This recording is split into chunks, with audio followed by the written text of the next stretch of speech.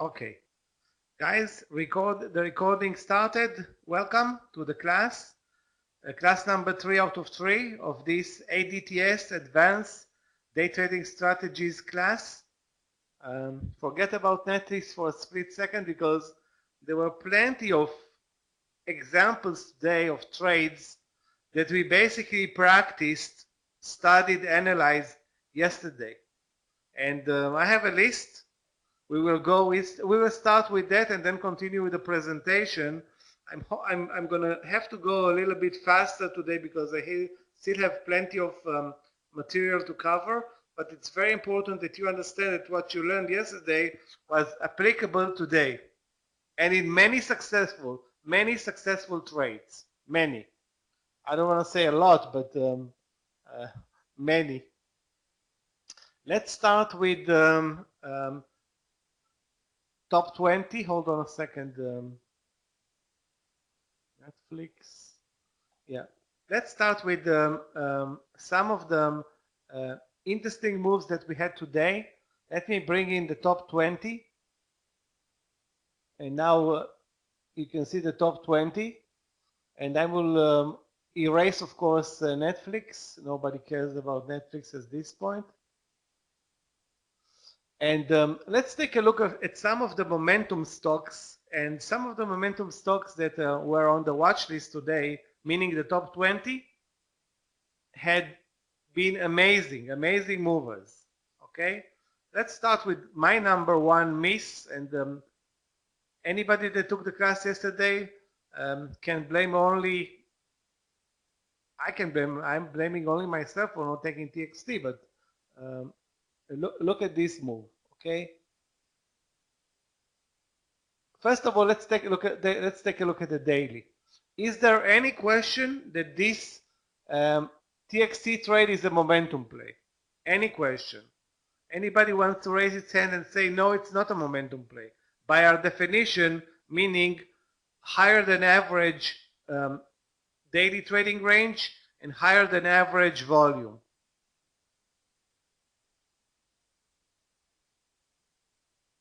Is there any question that this is a momentum play? I mean, volume, the best in the last 3 months. Daily range, the best by far, other than earnings maybe 3 months ago. So it's a momentum play. So why aren't we watching it like hawks? That's the good question. Now let's check the price action. So it was a gap down and go to the downside. So the technicalities were very good. Can you take a trade in the first, let's say, 20 minutes? Can you be short in the first 20 minutes? I don't think so. Then it established a low at 50.45. Okay? It established a low at 50.45. Moves higher to the view up, breaks the low, moves higher, moves lower, and then it established a low that was tested. Where is it? For more than, remember how I do it? I just, I'm looking how much time. Started to test at 11:20. Broke down at 11:50. So more than half an hour sitting above the 50.50 and touching it and never breaking it.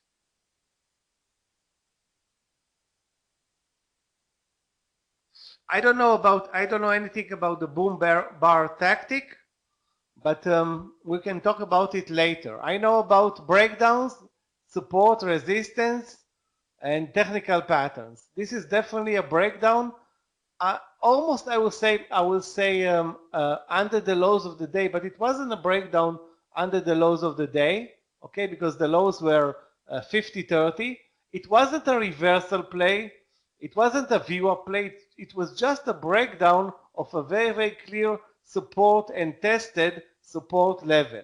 Why was this trade short a very good trade? Not because it worked $1.50, because the risk on this trade, if you watch the risk, was to the most 50.65 or 67. So 17 cents of risk. Okay, a clear entry point. It doesn't work, you lose 17. It works, you make 10 times as much. Almost $1.50. Yeah, $1.50. Now, remember what we said about those momentum trades or momentum stocks? Those are the type of stocks that anything can happen. Okay? So you can expect, a move sideways not to be a boring one. Nothing's boring. Okay? It's just testing and the buyers keep on supporting the stock at 50-50. Why would they do it? It's their problem. I'm not buying at 50-50. I'm looking to short under 50-50. But there is probably an institutional buyer, okay, investor, whatever you want to call it, that's supporting and he is fine with buying at 50-50. Okay, that's his business. I don't know what's the strategy behind it, but he thinks I'm buying very cheap, probably, and he keeps on buying and buying and buying. At one point, he stops buying, the volume picks up, and there's no more buying. Again, the entry point is important, the risk is important, but observing the stock is more important because there will be more momentum trades in the days to come and weeks to come in the US market, especially now that we have the earnings season. And this is quite an amazing example where exactly the material that we learned yesterday came to life and should have been a better trade for me. Now I have a personal issue with TXT. I think this is one stock where I never made money on, or they don't remember. So I try to stay away from it all day. Eventually shorted it here at 49.50, but I missed the money trade. Okay, this was the money trade. It was a very clear entry point. Okay. And Eric is sorry, and everybody's sorry. I mean, anybody saw the trade and did not act on it at 50-50, at 50-50 on TXT? If you didn't see the trade, I mean, it happens. It's not like you can see all the trades. But if you saw it and you didn't act on it, what was the reason? There should have been no reason not to act. Okay? The stop loss was clear. The entry was clear. The trend was clear. Nobody can tell me that TXT is a long play. The trend is lower and sideways, somewhat like an ugly bear flag formation. But the trend is clear. The daily, obviously clear. Momentum clear. Everything is clear. So nobody saw the trade. Okay. We paid the price. This is basically, if you're trading 500 shares, you've been fined $500 on this trade. This is $500 missing from your account. For me, it's $800. Maybe a bit more, but whatever. It's not easy to identify after the fact. It was easy to identify before the fact. And the reason for that, let me show you why it was easy to identify. Okay. Let's go to the 5-minute bars. Okay. And I want to enlarge it a little bit. Actually, we'll stay with 2. I want to enlarge the chart a little bit. If you look at the chart, you see that this support level is tested accurately to the cent for more than 30 minutes. So if you see it, you have 30 minutes here to think, what's going on here? It doesn't move even 1 cent below for 30 minutes? Can I short it? And if I short it, what's the worst case scenario? Because when I short it, this is the worst case scenario. I think this would have been an easy trade. Should have been an easy trade. Not only that it dropped down immediately, it did not even test the entry point once. So it was clear.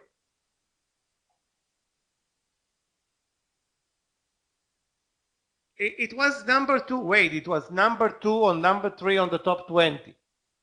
There's no way you should not. I mean, everybody sees TXT today.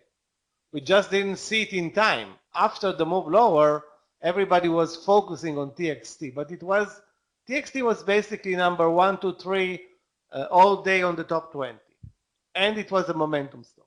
Now let's look at another momentum stock, NUS. So daily chart. Is this a momentum stock?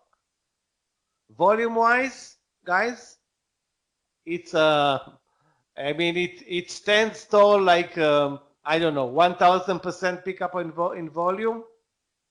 The range is not something that I will say wow. Okay, it's not a wow range. The volume is wow. The range is not wow, and we want the momentum play to be otherwise. We want. I'm okay with the volume, but I prefer to have wow range and not wow volume. Okay. Now, on the TXT trade, we had a gap down and go. This one is not a gap down and go. This is a gap down and move higher. Now, how many people are waiting for a gap down and go to turn to a gap down and move higher? I'm not prepared for this type of a scenario. Okay? Not prepared. Having said that, the same pattern, okay, happened when it broke the round number 3750, only that the time frame here was maybe 10 minutes. Okay, the time frame here when it broke 3750 lower, for this move lower, almost 80 cents, the time frame was, instead of half an hour, only 10 minutes, and many people saw it. Okay, many people saw this trade, and Scott actually posted it in the room. Was this trade, okay, a trend with a trend of NUS? And what is basically the trend in NUS intraday versus the daily? Because as you can see, daily is down, NUS on the intraday is up. So you have a problem here, shorting it. Okay, maybe you don't have a risk reward problem, but you definitely have a problem. On the other hand, with TXT, you don't have any problem. It's a weak stock, you go with the trend. Here it's a weak stock and you go long. And immediately it created actually another situation where it had very good support at this, I don't know, 3670 level, and started to move sharply higher. So again, another momentum play that was completely different logically from the TXT trade. If you ask me, I prefer the 10 TXT trades over one NUS trade. Why? Because the logic is very simple. You wanna have very, very simple logic to act with confidence. And in this case, TXT, okay, with a gap down and go, that's exactly what you need. What I need, what everybody needs. Confidence, entry point, low risk, and so forth, so forth. Now, let me show you another trade that I did take today. Finally, one that I did not miss. Now, look at this one. Is CTAS a momentum play?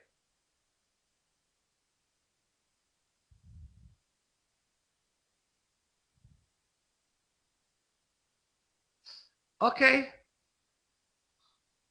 Volume double the average, so it is a momentum play. 2 million shares traded. Okay. Range, not amazing, but still better than average. And a gap down and go, which is also important on the daily chart. Now let's look at the intraday. Okay. So the morning move higher, impossible to trade. Then it moves like crazy up and above the VWAP. Then it moves lower, and then if you watch it, and you need to watch it, of course. Hold on.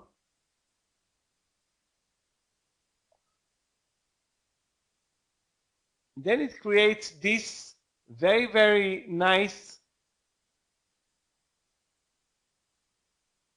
channel / support level / reversal play, whatever you want to call it. Okay? It's not a reversal play because it basically broke pretty much the trend to the upside. It's not a VWAP play. It's just some support versus resistance type of a channel that moves sideways for about, let's say, from 11:44 till 12. Basically less than 20 minutes.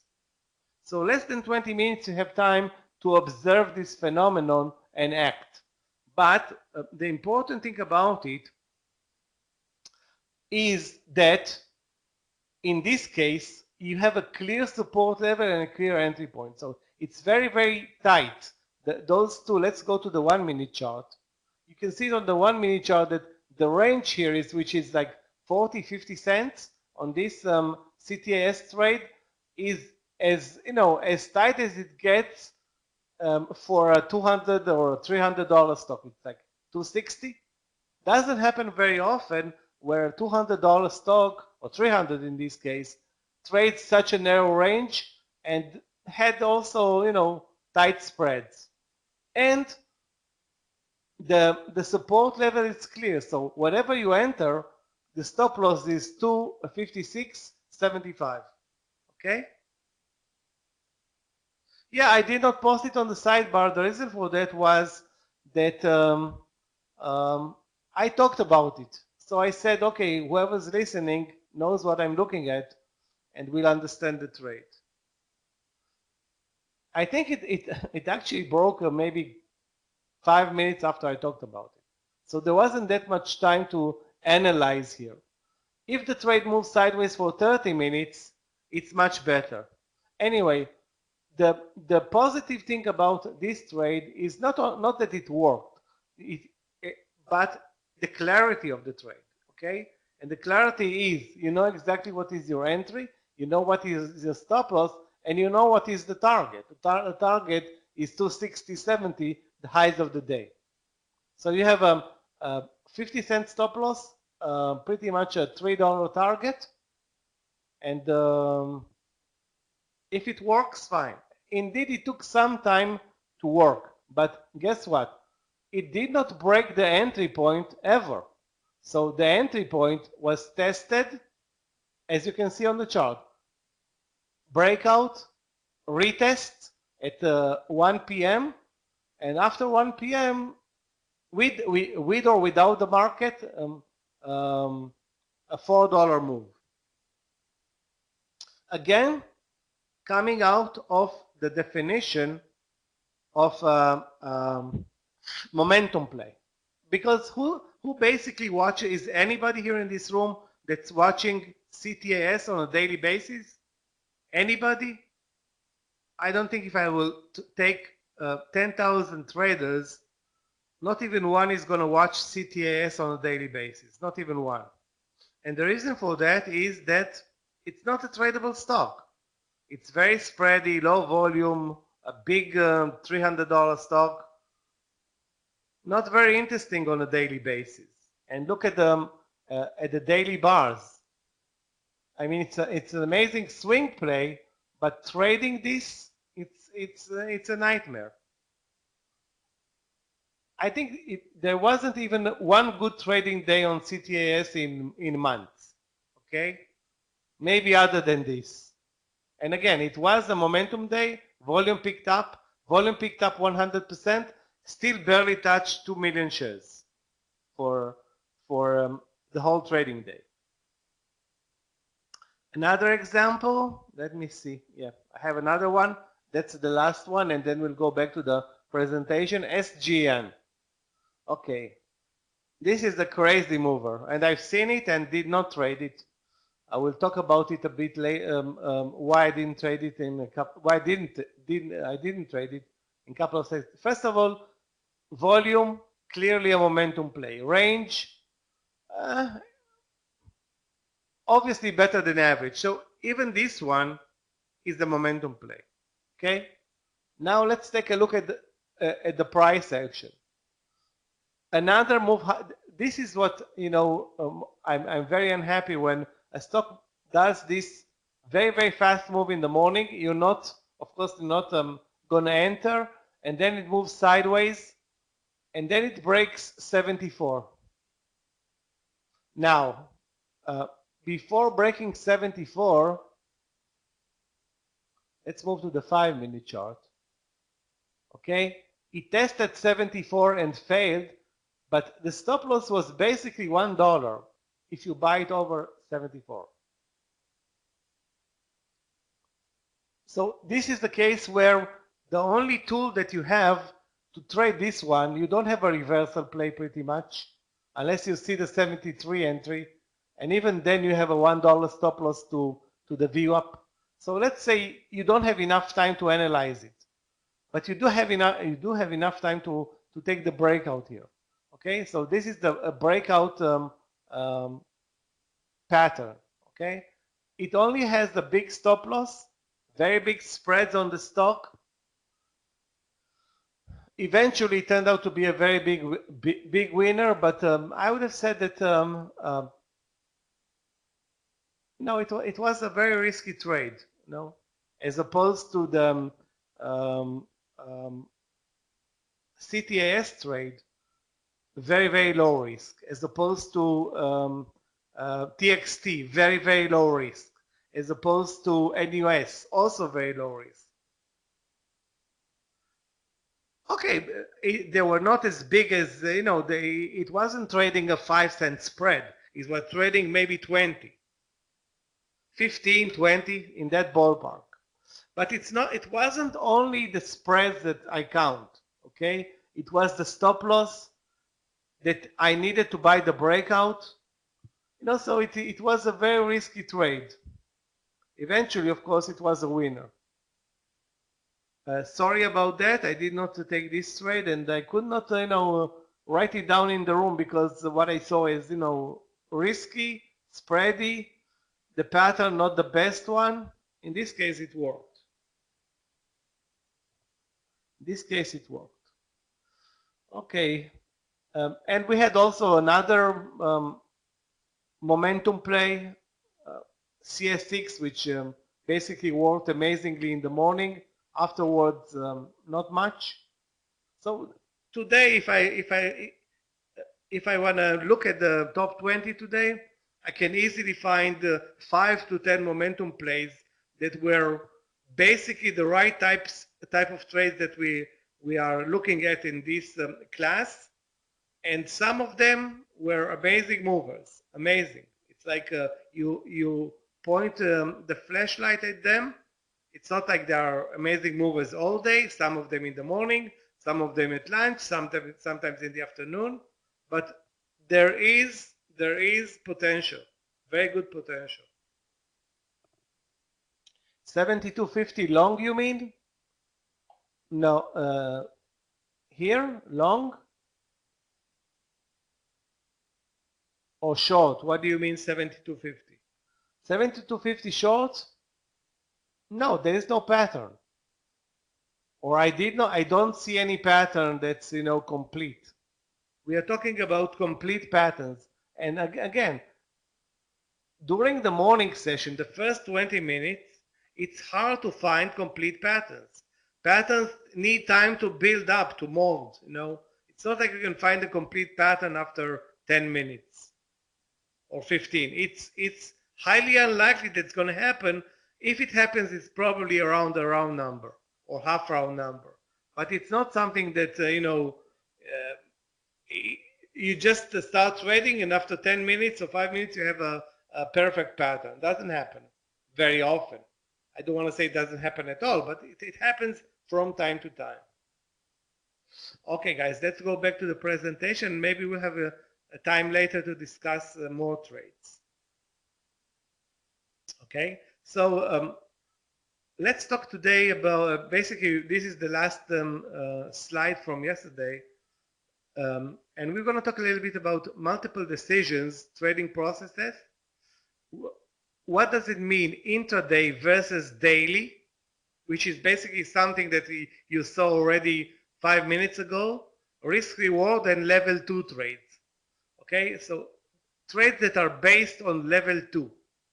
Okay, it's hard for me or basically for anybody to take a picture of a level 2 trade because you need to take the picture of the level 2 intraday, and this takes much more concentration than an average. So I don't have a level 2 trade to show you today, but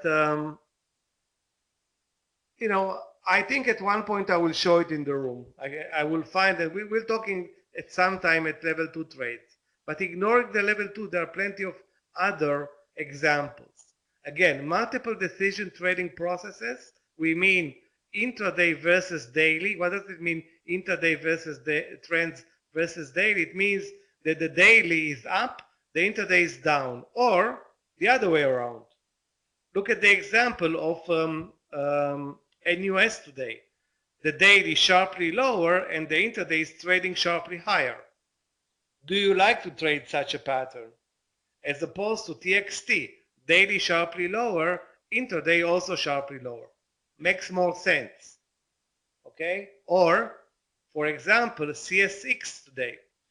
Daily sharply lower, in the morning, intraday also sharply lower, in the afternoon, the intraday reverses and it's sharply higher.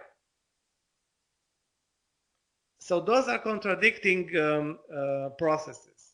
So the decision-making process in facing contradicting intraday situation, okay, that's a decision that you have to take, okay? And what are the grounds or the basis for this process, okay? And what are the additional decision-making factors that we basically add into the process in order to make the best decision? And again, I will have to say in this case that we as day traders are built to take advantage of individual setups, okay? That basically no other investor slash pension fund slash algos cannot act on them.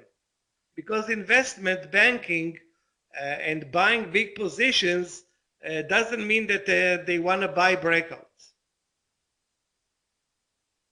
They want to buy as cheap as possible with the lowest average price. On the other hand, okay, we can buy breakouts and even before the breakout and enjoy the price action after the breakout, okay?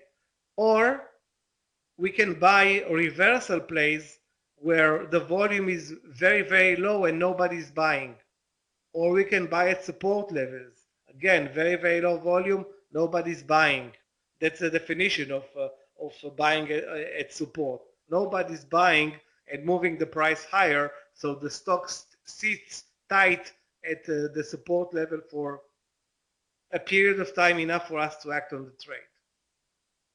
So we want to take advantage of the weakness in the market and short up a trending stock. Another question, okay? If the market is moving lower and our stock sharply higher, for example, can we take advantage of the weakness in the market and short an uptrending stock? This is something that we can do. We need to decide, however, if it makes sense and what is the price to pay if we enter such a trade. Or buy a strong stock on very good risk reward when the market is moving lower. Or short a strong stock.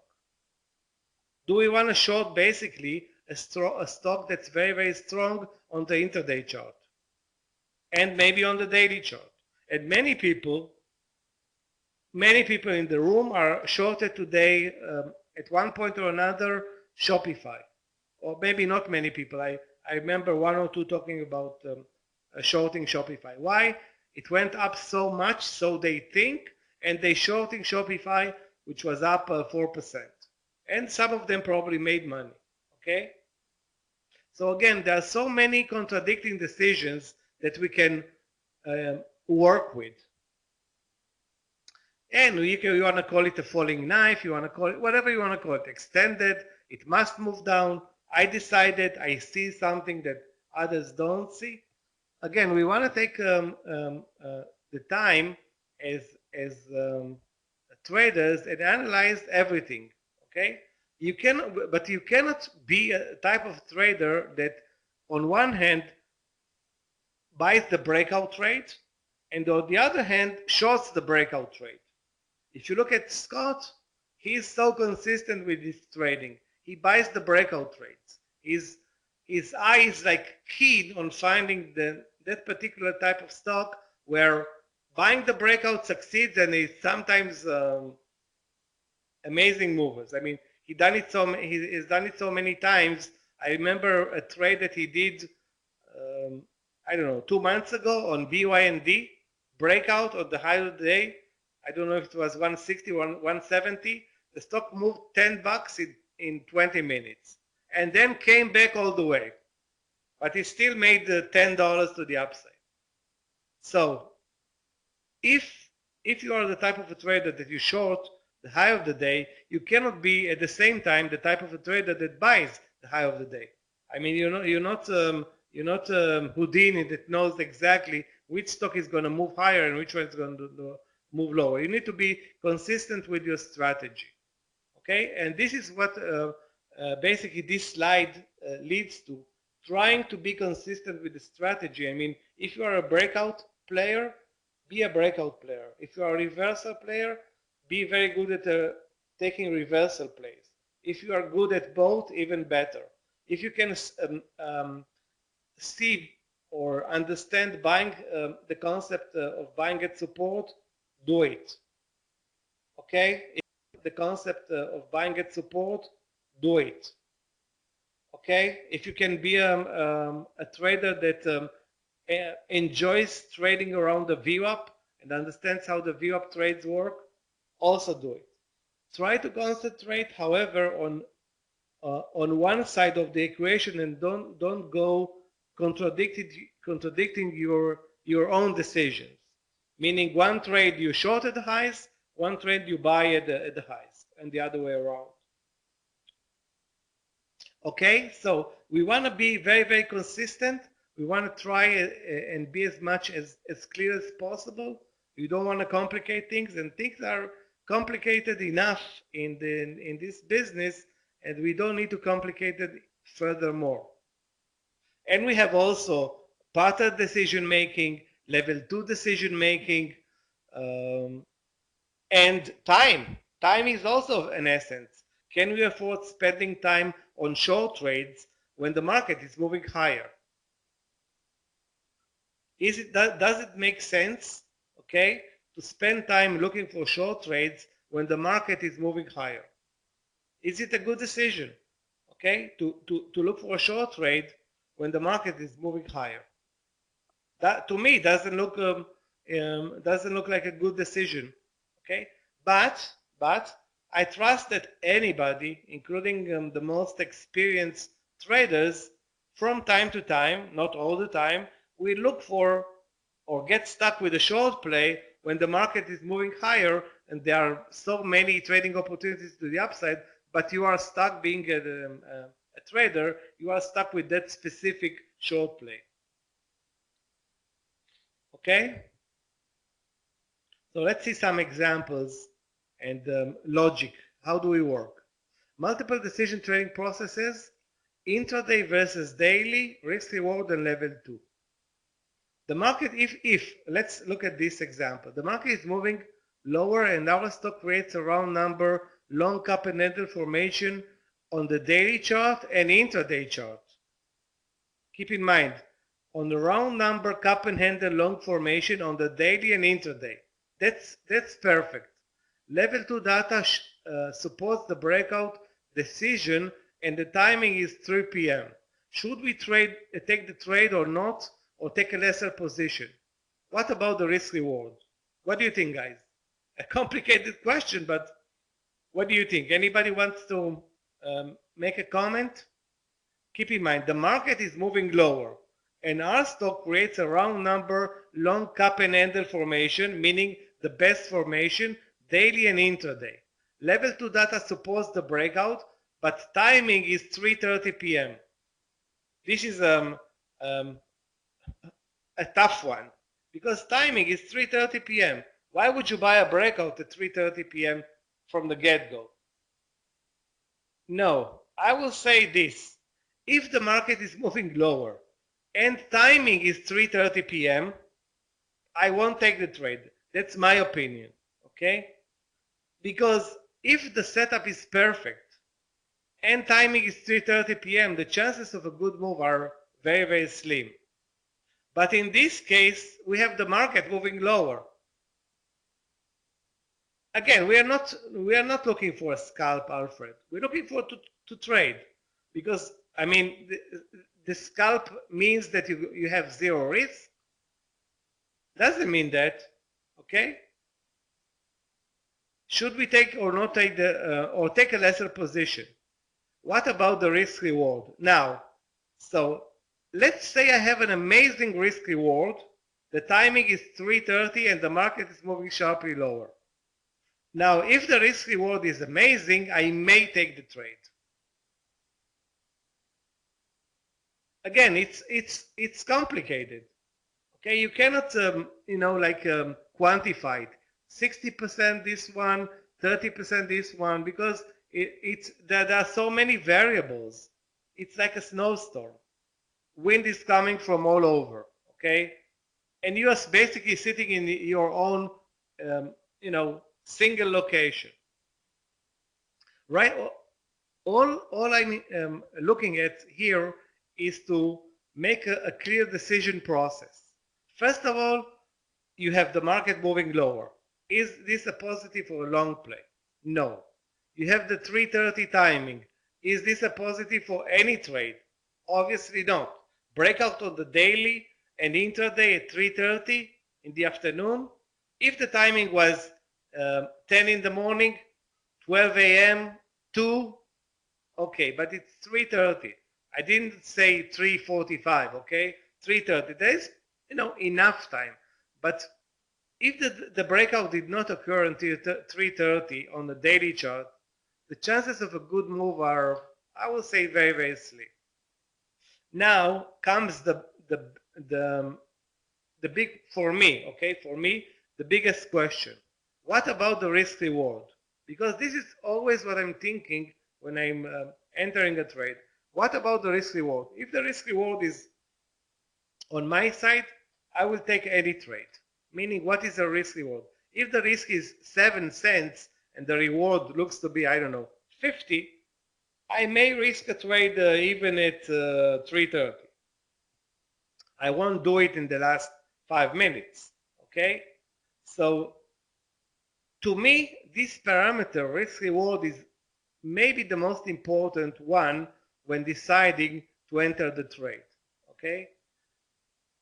However, again, when we're reaching 3:30, the market is moving lower, entering a trade, if you have great risk reward, okay. If you don't have it, I think the answer should be wait for tomorrow, okay?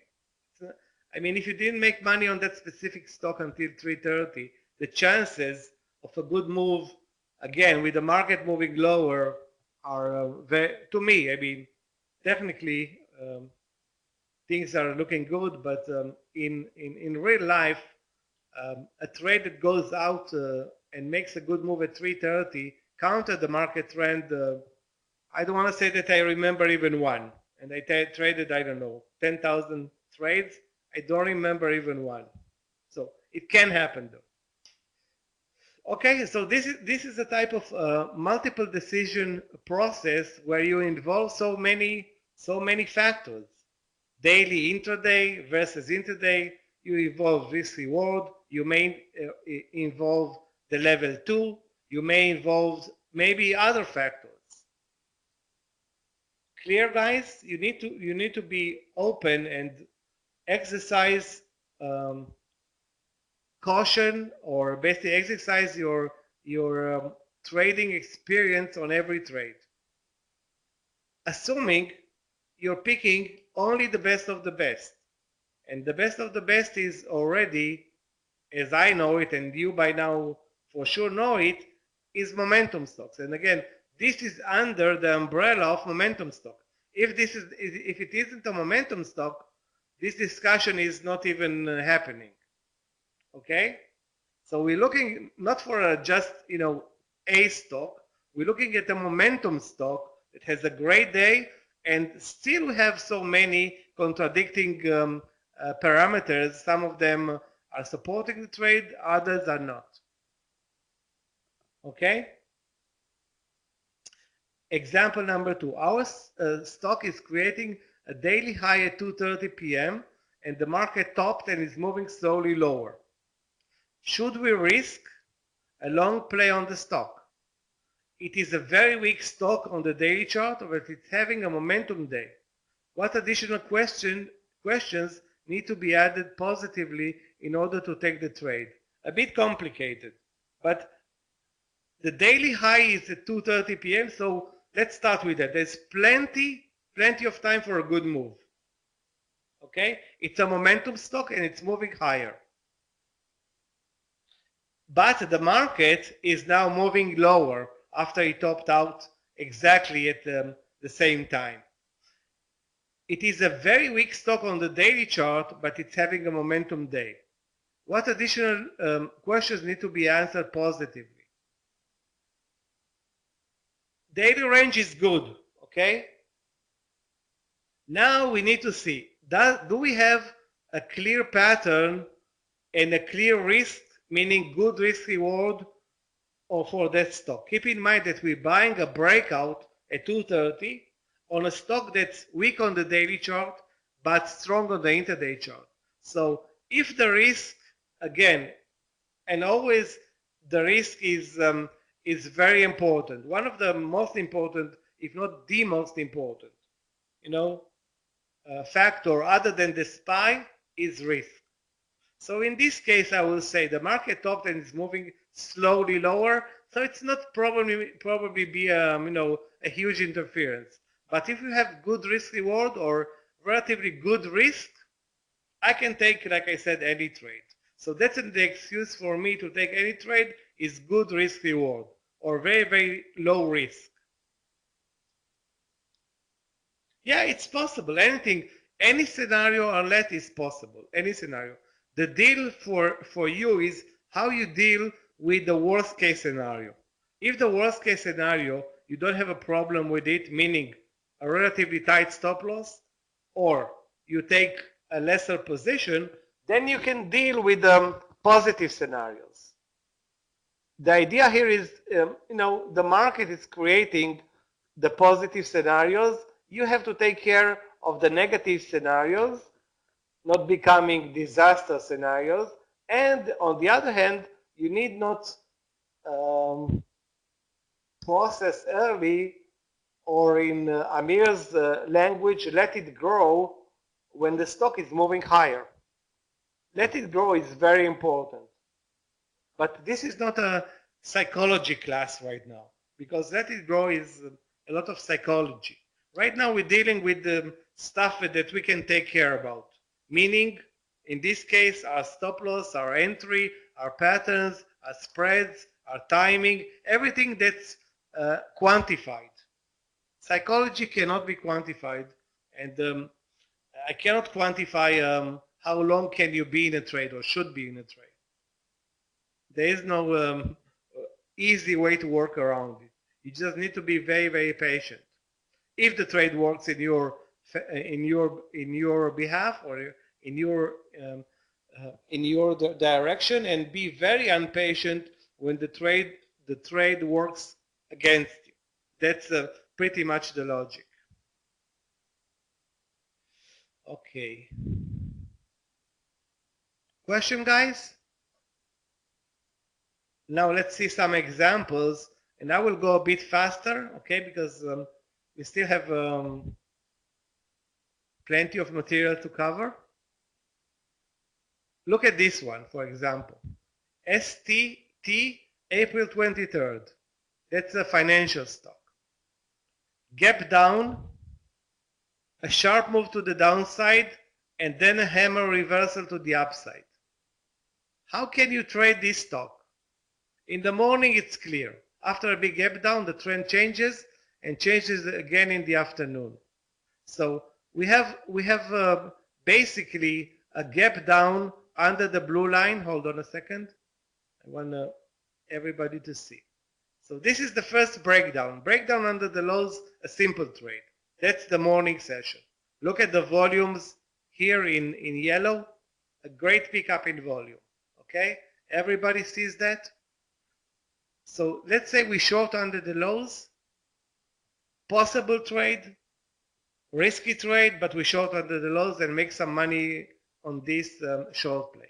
Then it reverses, tests the breakdown level, and now it doesn't move higher, lower anymore, changes direction altogether and starts moving higher.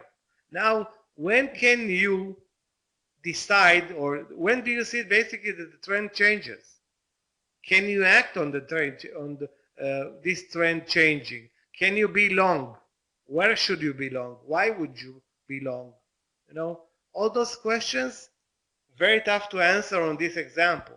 Okay, so it's easy to say, I can short it under the lows in the morning because the trend is down, the entry point is clear, the risk is clear. Okay, but when the trend changes and now it comes back to the support level, okay, and now it continues another leg to the upside, then it's very, very confusing, because I would have said basically this looks like a short play to me again, maybe with a VWAP stop loss, maybe with this high stop loss, and we'll look what happens. It's basically, if we don't have a tight stop loss on this trade, we are really getting chewed being short. So in this case, look, the daily is lying because it's a gap down on the daily, but the move intraday is sharply to the upside. And then we have a pullback to the support level, okay? And then it has another leg to the upside. So again, if you look at this trade, there are so many opportunities to lose money on it. Other than the first move in the morning, which was clear, meaning with the trend, afterwards, anytime you think that it's moving lower, it's not moving lower anymore. It's only moving higher. And at the end, look at the hammer that's being created on the daily chart. And this type of trades will create, if not assessed right, big losses. Because it looks like it must go down, and it's, in this case, it moves sharply higher. Everything points to this stock moving lower from the VWAP or from this breakdown level. The result is completely different. Now, what supports the move higher in STT? And it's in front of you guys. What supports the move higher in STT? And there is a reason why the SPY is posted in the room. Look at the SPY.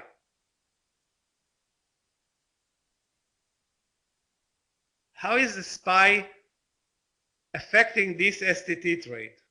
And I already said that STT is a financial stock.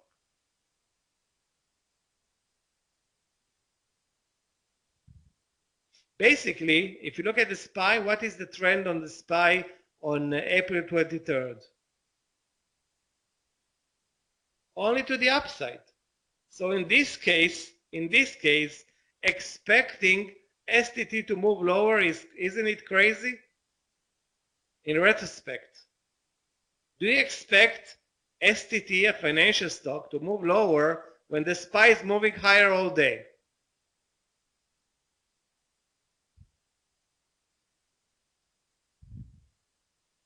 No, you shouldn't.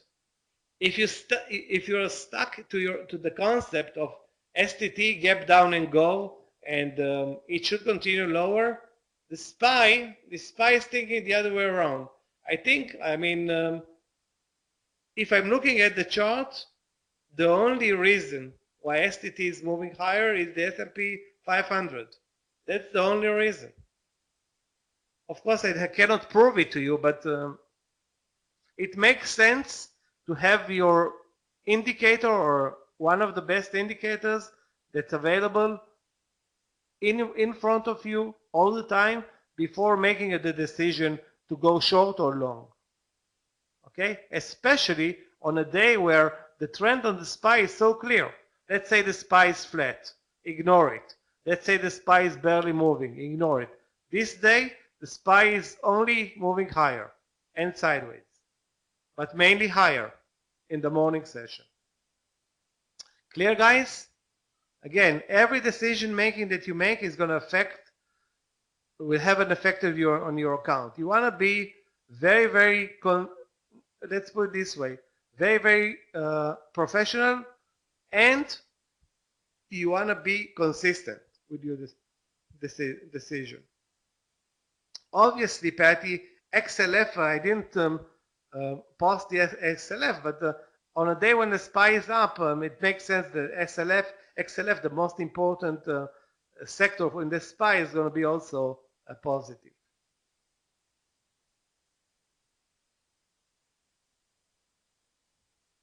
And again, sometimes in the morning, obviously STT had terrible earnings, okay? That's an earnings day for STT. So earnings were disappointing. So the initial move was to the downside, where some of the investors threw many, many shares out the window, okay? They're getting out of STT. But that was the morning session, which ended basically at 10:15 for STT. After 10:15 or 10:30, the buyers took over. Also helped by the SPY, okay? The SPY helped. Maybe at this point some other investors or investor decided to go long STT for whatever reason. Maybe they found it cheap, I don't know. It doesn't matter. All we need to learn from this scenario that anything is possible. All the scenarios are possible, and you need to protect yourself on each scenario, however far-fetched. And again, this move from the lows to over the highs on such a big gap down, I think it's highly unlikely that we're going to see many moves like this. Highly unlikely. I will give it, I don't know, 5% chance for such a move to occur, and it did happen in this case. So remember, when the trade works against you, it's not the 5%, it's 100%. That's an event where you pay the price for not taking precautions in case the worst case scenario happens. Okay, let's continue. Basically, we're done with, I think with, hold on. Actually, we're not done. I want to say that we're done with the second session, but we still have some other examples. Another one, this one, TRU. Look at this example, a very unimportant stock basically. A momentum day, let's call it a momentum day. The volume is good, the range is okay, it's not an amazing mover, but there is something very clear about TRU today, on that particular day. Gap down and go to the upside. The trend all day is only to the upside.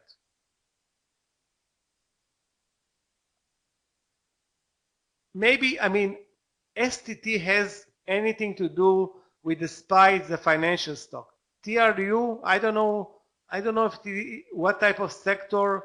It's an unimportant, totally unimportant stock. However, if you look at TRU daily, it's a very, very strong stock on the daily chart. TransUnion, the daily is very, very strong. So you have a winner on your hand that's gapping down on earnings, and immediately buyers are taking advantage and buying it cheap, or so they think, okay? The only problem here is that for us as day traders, if we need to act, we need to find a reason why we want to buy a stock to the upside on a gap down. First of all, we cannot short it because the trend intraday is only to the upside, okay? The trend is only to the upside, you don't short it. That's the number one basic constant that we start with. And we have the SPY moving higher all day. So remember, we were thinking about, if the SPY is moving higher all day, should we spend the time shorting stocks? Of course not. We should spend time buying strong stock. But is this stock a strong stock? Is this TRU on that particular day a strong stock?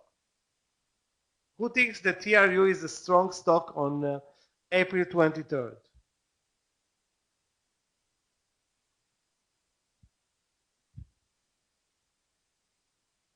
I would say no. I would say it's not a strong stock.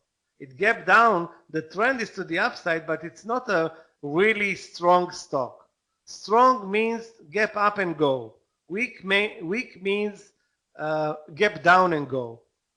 This is something that needs to be addressed differently and more carefully. Okay? Again, still red on the day doesn't mean that I won't buy it, Vitali, but I cannot say it's a very strong stock or a strong stock. I may buy it if I have a good entry point, if I have good risk reward. You know, if I can work around a trade, I will do it. I'm just not going to trade just for the sake of it because it's trending higher. Trending higher doesn't mean an entry point for me. Okay, so again, many decision process have contradicting basically factors involved or attributes involved in them. So there are trades that are simple, there are trades that are not very simple. This is an example where the decision making here on this trade is not very simple. Now, what can you do if the decision process is not very simple? There's a very simple thing that you can do, which I sometimes do it myself, okay? Take the highway. Look for other trades. There are many other trades available. Trust me, there were many other trades April 23rd also. Yeah, if things are not locking up or clear enough, there is the option not to take the trade. There is the option not to take the trade. And sometimes you will miss, or many times you will miss a very good trade because you didn't understand it, okay, or didn't feel comfortable about it, whatever. Even if you see it, there is missing a trade and there is misunderstanding a trade and there is not feeling comfortable with the trade. There are so many variables just, not entering the trade, not to mention entering the trade and losing money. In this case, there was also a very good support on the stock at 68. But do you see it in time? It's not very easy to see it in time and act on it, on top of all other questions.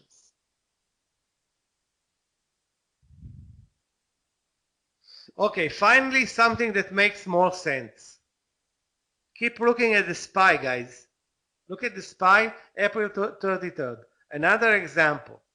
ALB is gapping down, which is, a marginally okay as a momentum stock. Volume is definitely much higher, range higher, but not amazing.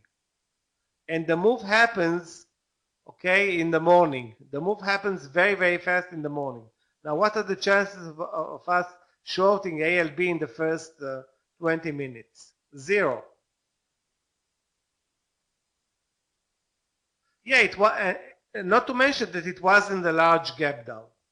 So basically, it's not on your watch list. There's no way that you're watching ALB in the first, 10 minutes, April 23rd. No reason whatsoever. Nothing happened. It's volume-wise or any other, no way you're going to watch it, ALB. No way you're going to watch ALB on a daily basis.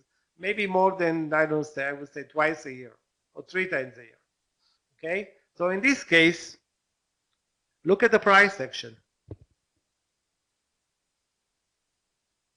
Lower. Sharply higher. Sideways for many hours. And then into the close, another small leg down. But basically, the money trade, where's the money in this trade?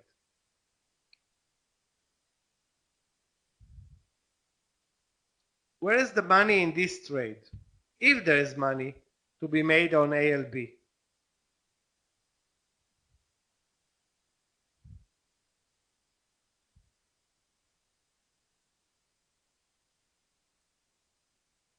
Yeah, it's basically on the downside when the S&P is starting the trading day and moving to the upside.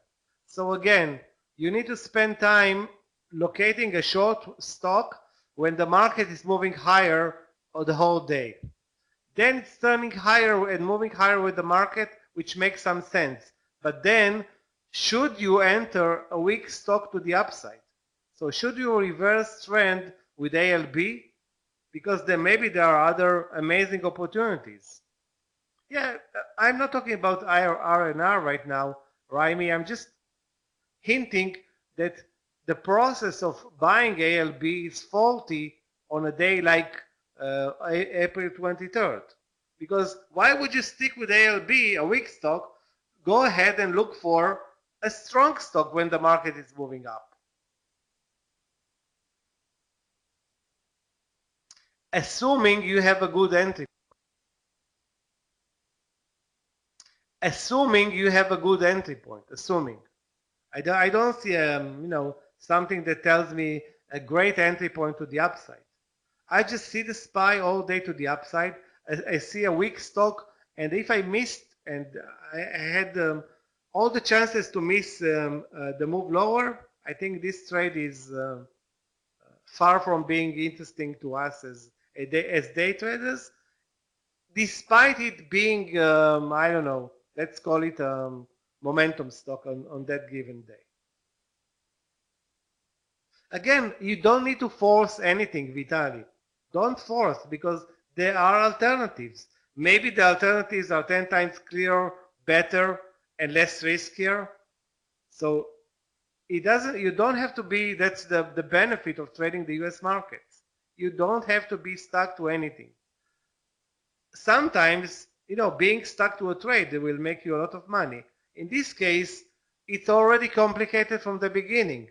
When you see the SPY moving sharply higher, and now you're spending time shorting or buying a weak stock. When the SPY tells you, buy a strong stock. Okay?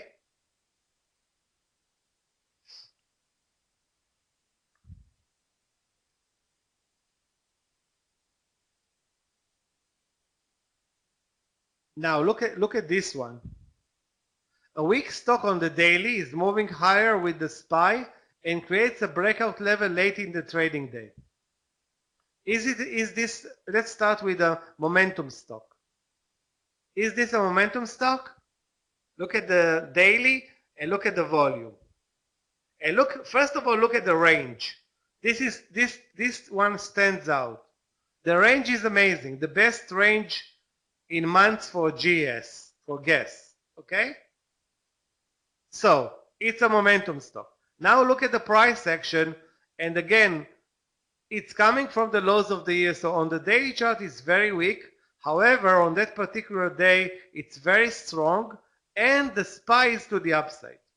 Now look at the breakout level at whatever, 1925. Or why do I remember this trade? Because I took this trade. So finally, a trade that I remember that I took. And why did I take it? Not because it was a good entry point.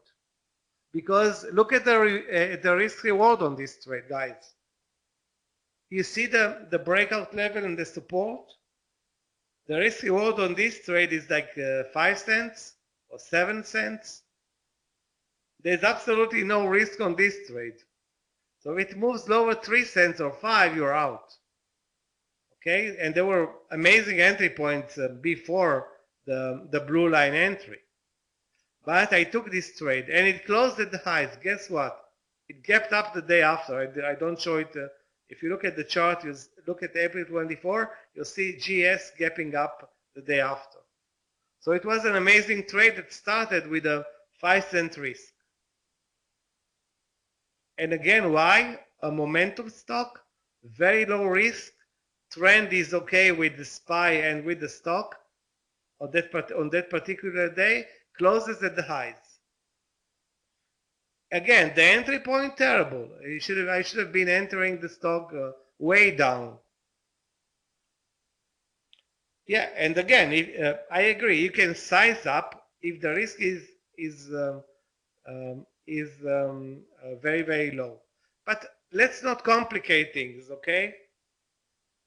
Even if your entry is, I don't know, let's say 400 shares, still good. If your entry is 800 shares, obviously you don't size down because of the late entry, because you have such a tight stop loss.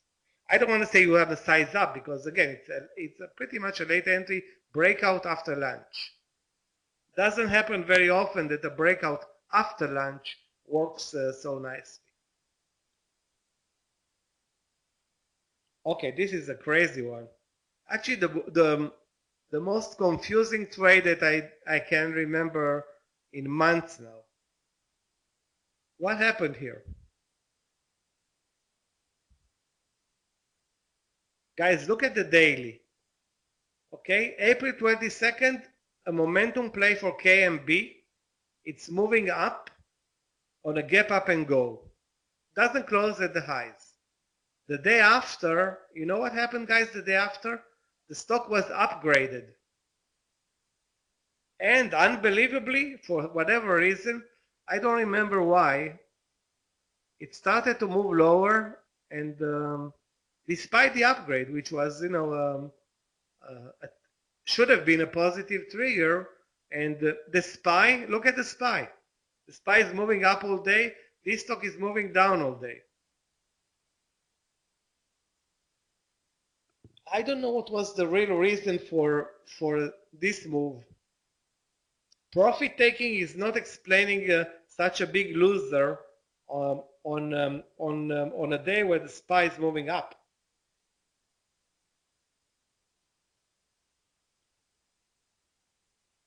No, I think the first day was good. It did not close at the highs, but nothing signaled the move lower in the second day. Now, if I'm looking at KMB and I know this is consumer products, but discretionary, I think. There are two types of consumer products. Discretionary and another type. This is like trading PG. If you look at PG and personal products. So those are very, very, I will say, safe haven products. You're not going to cut down on your household supplies because there's a recession or whatever. You're not going to cut down on your I don't know, cleaning material for the house, or toothpaste or stuff like that, or Kleenex or whatever. KMB is in that ballpark. Kimberly Clark, maybe diapers for children. This is something that you don't.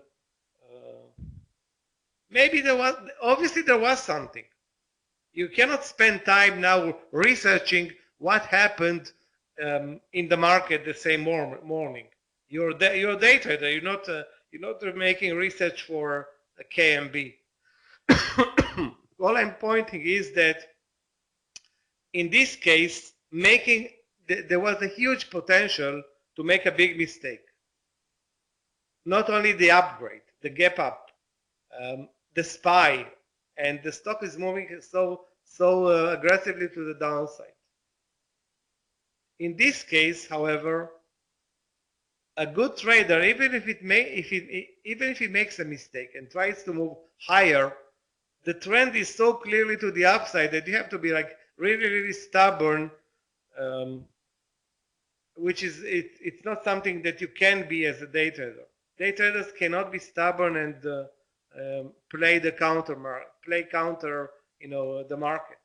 It won't last long. It won't last longer than a couple of days. Okay, good. So let's continue. Okay, that's the summary. I'm good with that. End of the second session. Guys, I want to go to the third session a bit faster because we still need to cover about 30 slides. So let's take now let's make it actually a 7-minute break. I will go make myself a cup of coffee and be ready for a marathon into the close. It's going to be much simpler now because we pretty much we are on top of what we're doing. We had and we've seen examples. Tomorrow and the week after, guys, you need to be like hawks trading momentum stocks. You know where they are. You know how to locate them. You know how to manage them. All you need to find them and be, consistent with them. And missing TXT today is a blowout to everybody here in the room, including me, of course. I mean, a blowout of the in the account and a blowout, something that we needed to do. Okay, guys, and now we are at 5:20, 5:27. We're back. Okay, 7 minutes.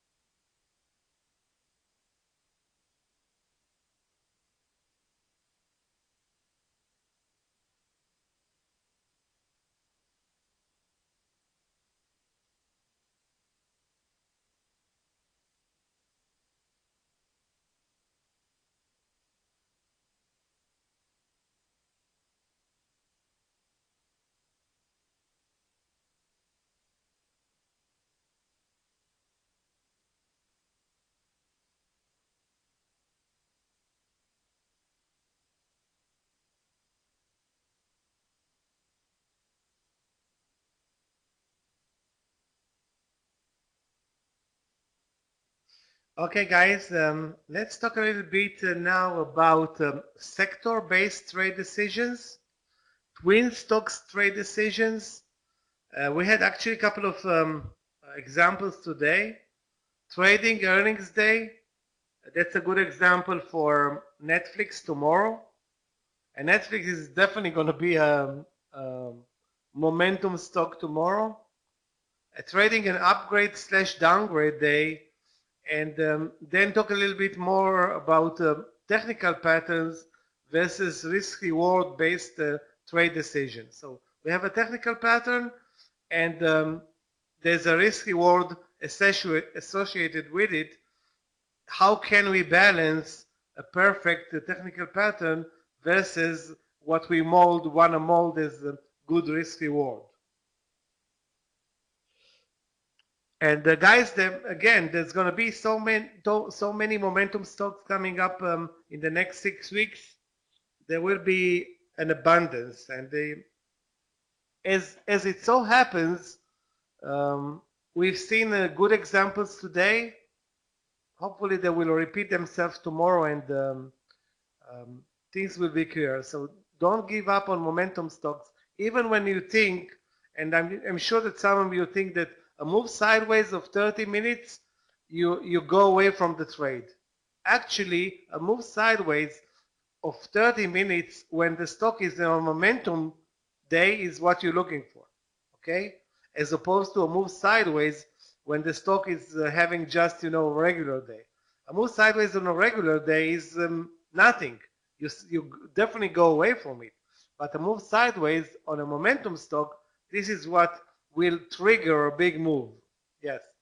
Again, consolidation, whatever you want to call it, a move sideways is very good for momentum stock, and it's very bad for a stock that doesn't have anything to going for that particular day. So you go away from it fast. But on momentum stocks, those consolidation play lead actually to big moves, sometimes huge moves, on very, very low risk. That's important to remember.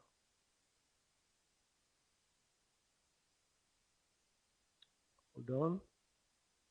Okay. So intraday sector-based trade decisions. What are the most important sectors and how things change?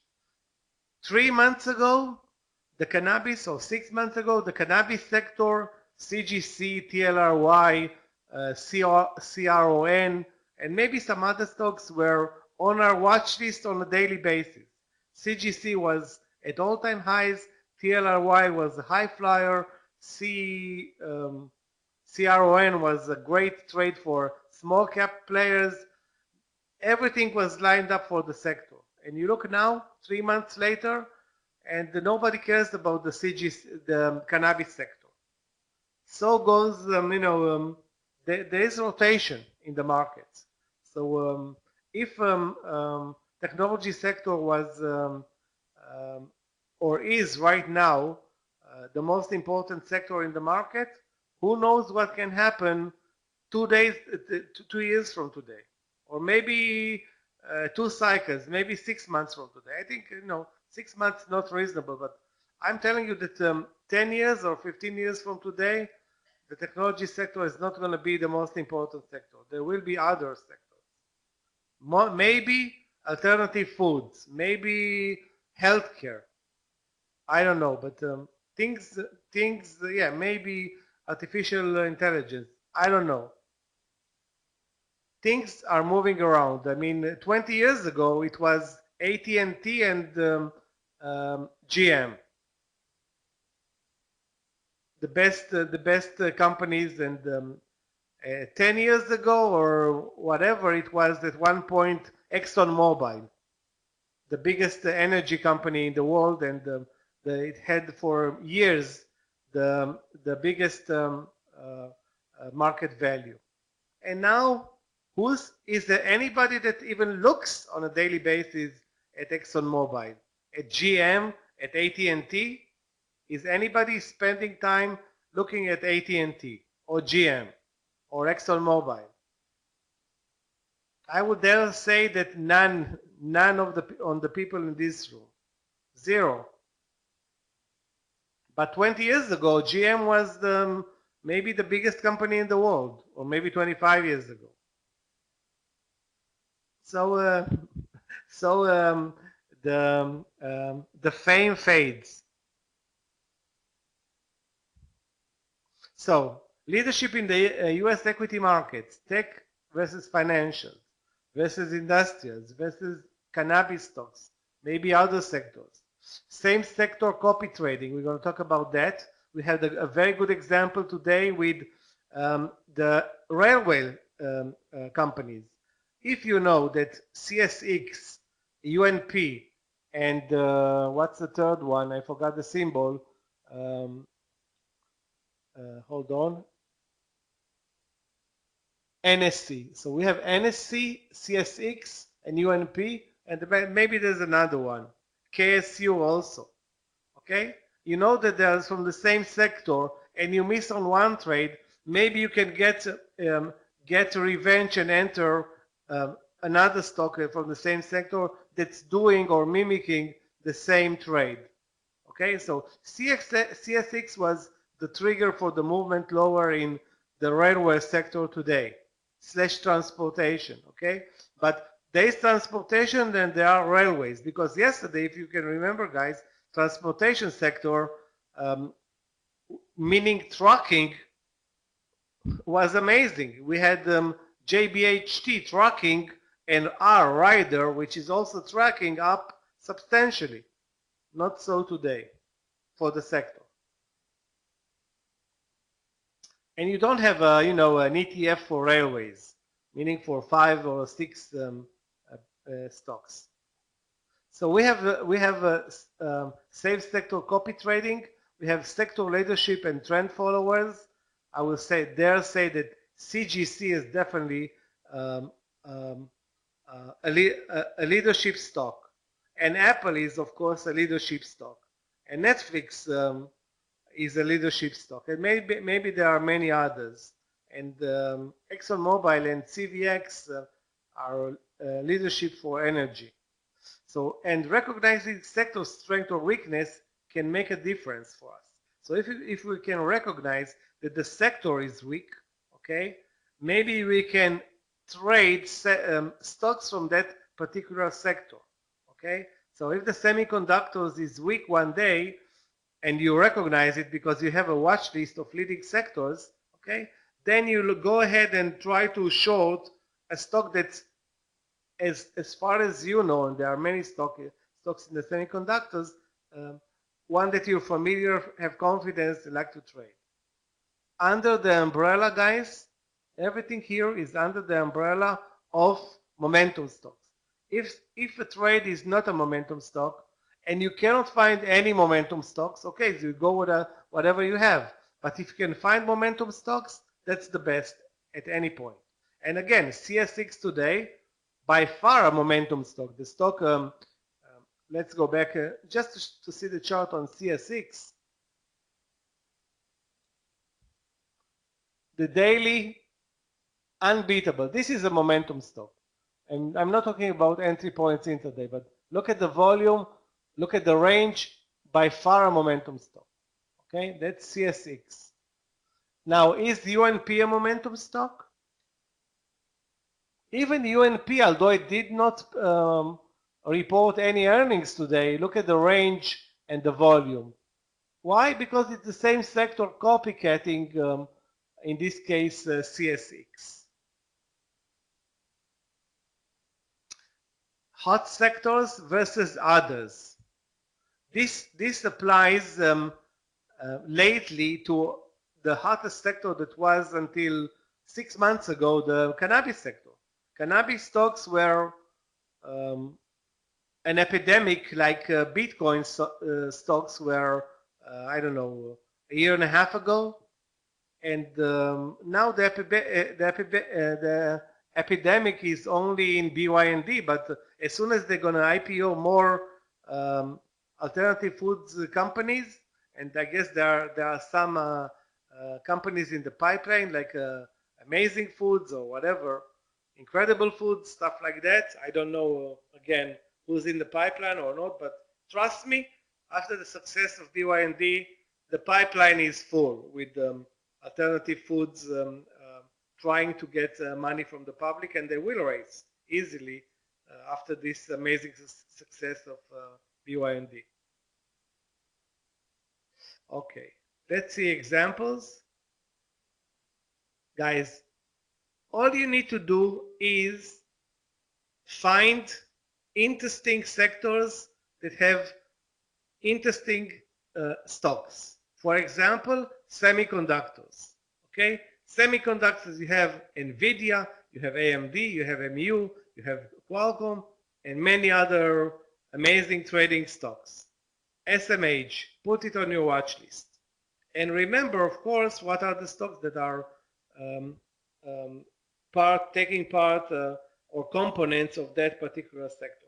In this case, in this example, we have the cannabis sector ETF MJ. In this case, maybe there are only 3 or 4 important stocks, and we used to talk about them every day. CGC, TLRY, and there's another one. CRC, I don't remember, but you'll see it soon. Okay? Now look at the timing. Yeah, CRON. Yeah, thank you, Eric and Vitali. CRON. I never trade CRON, but even today I traded CGC because some of you posted a nice looking trade on it. Okay, so CGC. Look how CGC and the MJ, which is the cannabis sector ETF, are basically the same trade on April 22nd. And again, why am I looking at all at CGC on April 22nd? It's basically a momentum stock on that particular day. Okay, so you look at CGC, you look at MJ, okay? They're working basically in cahoots. Now let's say that you have a small account and you don't want to trade CGC, but you're getting an epiphany. Wow, CRON. I have only the student account, $80,000 in my account. I want to take a big position, 800 shares. I cannot buy a CGC. It's going to cover my whole account, but I can easily buy CRON. Or I have a, I don't know, 400,000 account. I want to trade some CGC and maybe some TLRY. Anyway, the idea here is that you have at times great timing between the stock and ETF. Sometimes the move continues all day. And again, if there is no movement, there's nothing to look for. You need not look at the ETF or the sector. Sorry, ETF or the stock. But if the stock is gapping up and it is on a momentum day, okay, look at the sector and look at other components if you are prepared for them. If not, if you're not prepared, never mind. Work over the weekend and prepare for the next time. I mean, it's very easy to just write MJ components on Google. You're going to find the components of MJ. Or just write cannabis sector ETF, and there will be a list of about 5. MJ is going to probably show up with the best volume out of them. Always take the best volume ETF. And if the volume is very, very low, ignore that ETF. Guys, look at TLRY the same day. So is TLRY a momentum stock on that given day? MJ is not a leader, it's just an ETF, Raimi. Is the ETF the best, well, the most lucrative in terms of volume ETF for the cannabis sector? It's not an important ETF. It has only, I don't know, 5 or 10 components. So it's not important for the market. It's not in any way influencing the S&P 500. I think the percentage of MJ in the S&P 500 is pretty much 0. Okay, so there's no nothing that connects MJ and the S&P 500. Okay, other than us traders buying when or ETFs buying when the SPY is moving up. Okay, but on that particular day, the reason why we're looking at MJ is not MJ. The reason is the gap up and CGC becoming a momentum stock.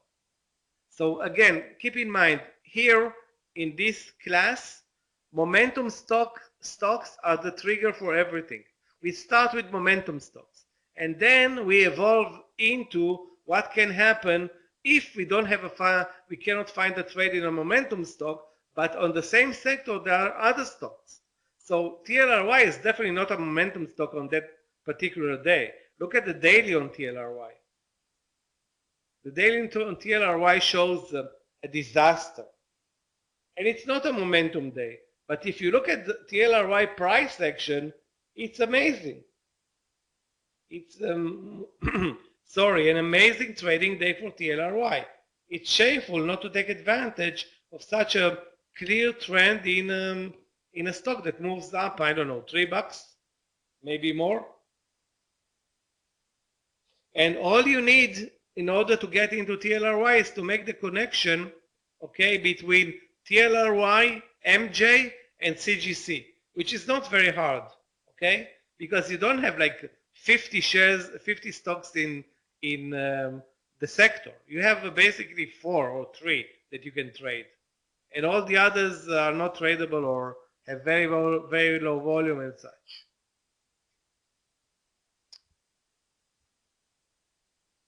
And the same day CRON. Yeah, TLRY once upon a time was BYND. TLRY was a momentum stock that was on everybody's radar, and the cannabis sector was where lots of money was pouring in, and there was hype, and with time the hype faded, and now TLRY faded, and nobody cares. Unless next time they report earnings, they're going to come out with blowout earnings. Then people will care. Growth, something like that. Many people lost accounts in TLRY, not some, many people. And many people lost accounts in BYND, don't get me wrong. But others made a lot of money on BYND. So it goes both ways. It's not like everybody's losing their account on BYND. Those who make mistakes are losing their accounts. Those who are good traders are taking advantage. Yeah, there were many hypes. I mean, and this is, I mean, the next hype after BYND, I don't know, it's around the corner. The next hype is around the corner. Who knows what's going to be the next hype? Maybe Apple going back to 100. I'm just joking, of course. Okay, so CRON, same day, April 22nd. Look at the price section in CRON. Is CRON a momentum stock? No. But we deduct from a very simple research that MJ has 3 or 4 major components, TLRY, CRON, CGC, and if a momentum stock like CGC is up, CRON and TLRY maybe will join. And this maybe means that we're going to look at the CRON price action. In this case, amazing price action all day. TLRY the same. Okay, let's continue. Another example, sector-based decisions, we have oil producers. In this case, we have the XOP, oil producers ETF, and a component symbol DO. Look how this DO breakout on momentum as a momentum stock. I mean, let's call it momentum, not amazing, but the range was good. Breakout on the daily volume was maybe 50% more, maybe 100% more, but volume wasn't an issue. The range, the daily range was an issue, and this is what we like, okay? No, I mean, keep in mind, Vitali, that we make money from range, not from volume. So even if the volume is not amazingly to the upside, but the range is, that's good enough for us. I don't need amazing volume. I just wanted to have good volume and the tight spreads, even average volume and tight spreads. Okay, I don't care about the volume that much, but I do, or we, everybody cares about range. Other than investors, sometimes investors don't like the range because it means that the price is running away from them, and sometimes they will prefer to enter at the cheaper price. Okay, holding positions, you know, um, looking years ahead. Again, XOP. Type on Google XOP components. You'll find plenty of trades or stocks that we are trading basically on a daily basis in our trading room. And all of them have very good volume. Some of them actually are not $300 stocks or not even $50 stocks. Everybody, including those who have student accounts, can trade them.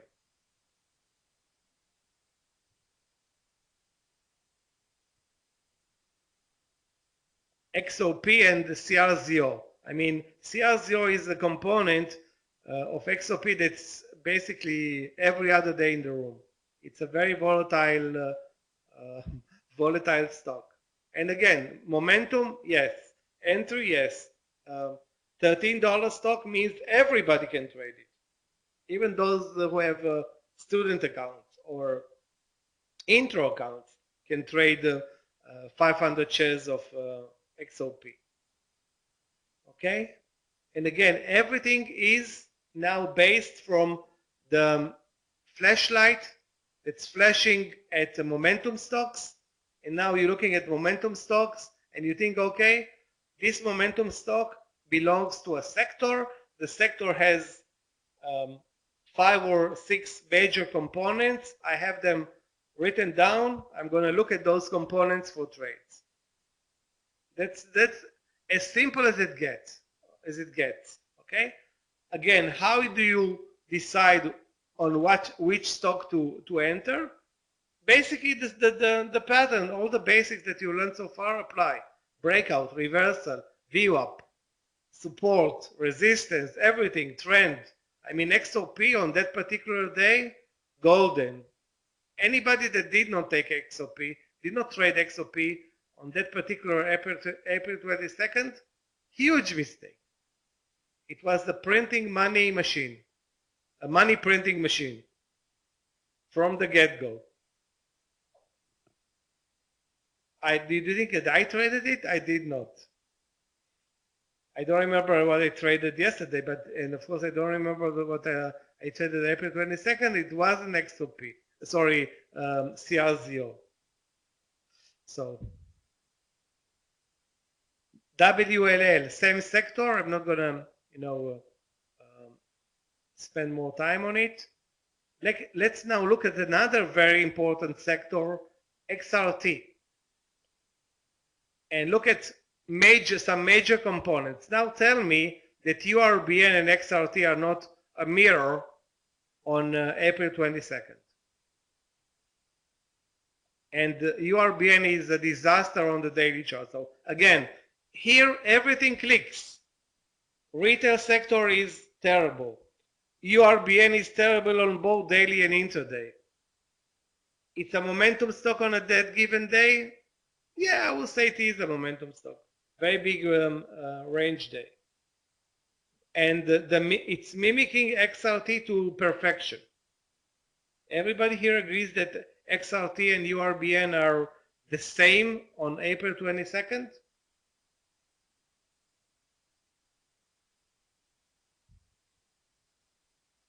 Again, Carlos,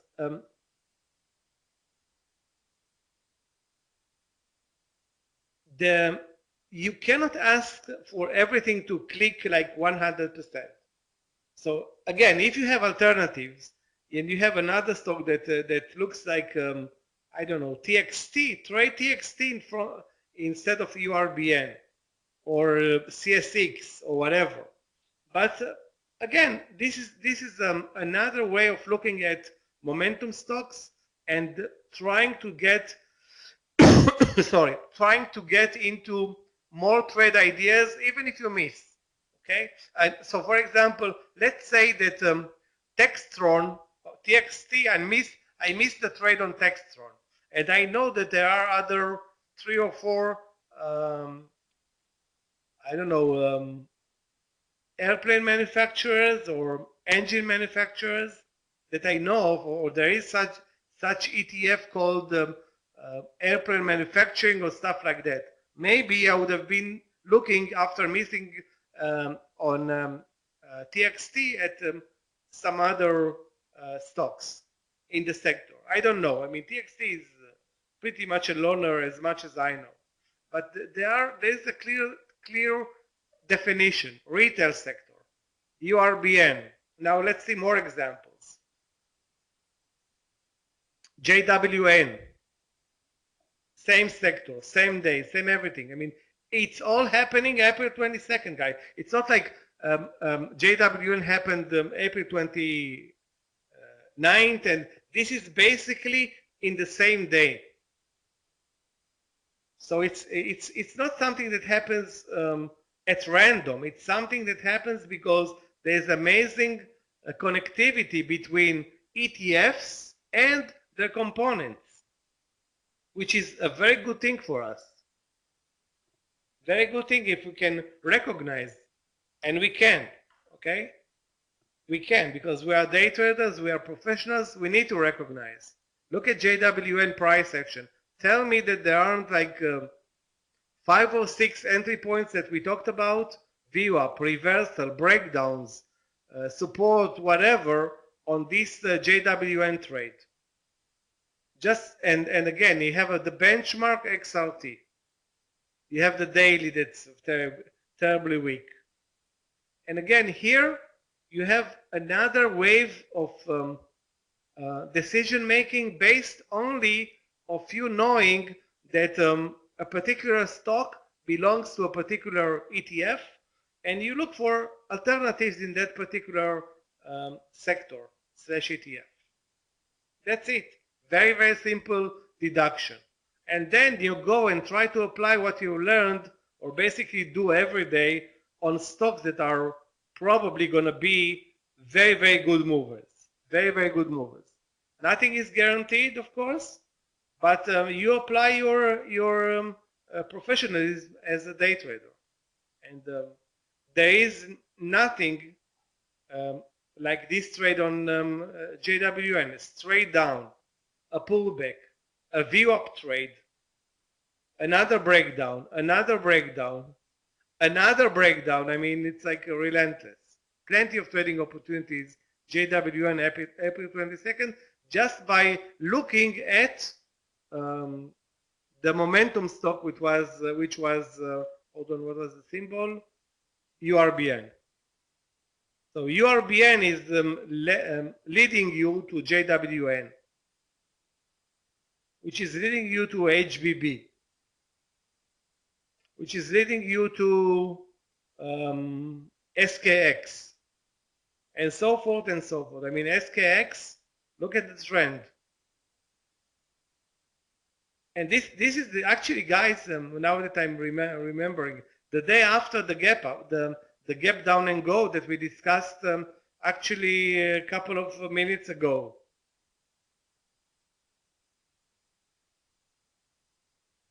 And now let's talk about twin stocks trade decisions, where you don't have you don't know about the ETF or the sector, but you know that there are 2 stocks, at least 2, that basically share the same attributes.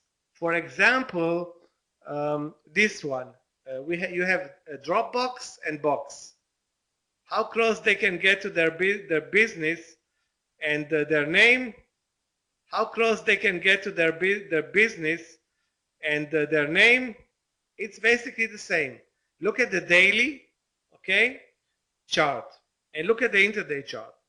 Which stock is the trigger, basically, on that particular day? Which stock is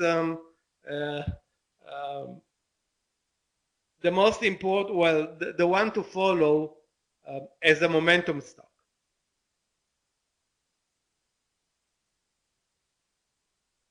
Yeah, DBX. Look at the pickup in volume and the range, which is the best over the last 3 months. So DBX is telling you, I'm the place to go long.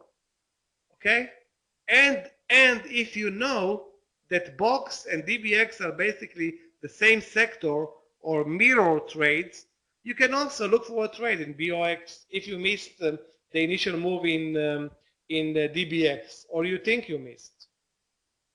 So you create yourself more trading opportunities or more alternatives by just knowing that DBX and box are basically the same. That's pretty much it. And I have a couple of more examples for that. Hasbro and Mattel, both of them, in this case, both of them are toy manufacturers.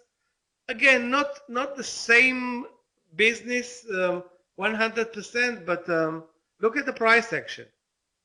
Who's the trigger on that particular day? Clear. Hasbro. Gap up and go. Good range. Volume is amazing. Volume is up 1000%. The range is up, I don't know, let's say the range is up 50% or 100%. However, if you look at the price action on Hasbro and Mattel, okay, the price action is a tough one. I mean, it's very hard to find an entry point all day in Hasbro. Was it easier for Mattel in this case?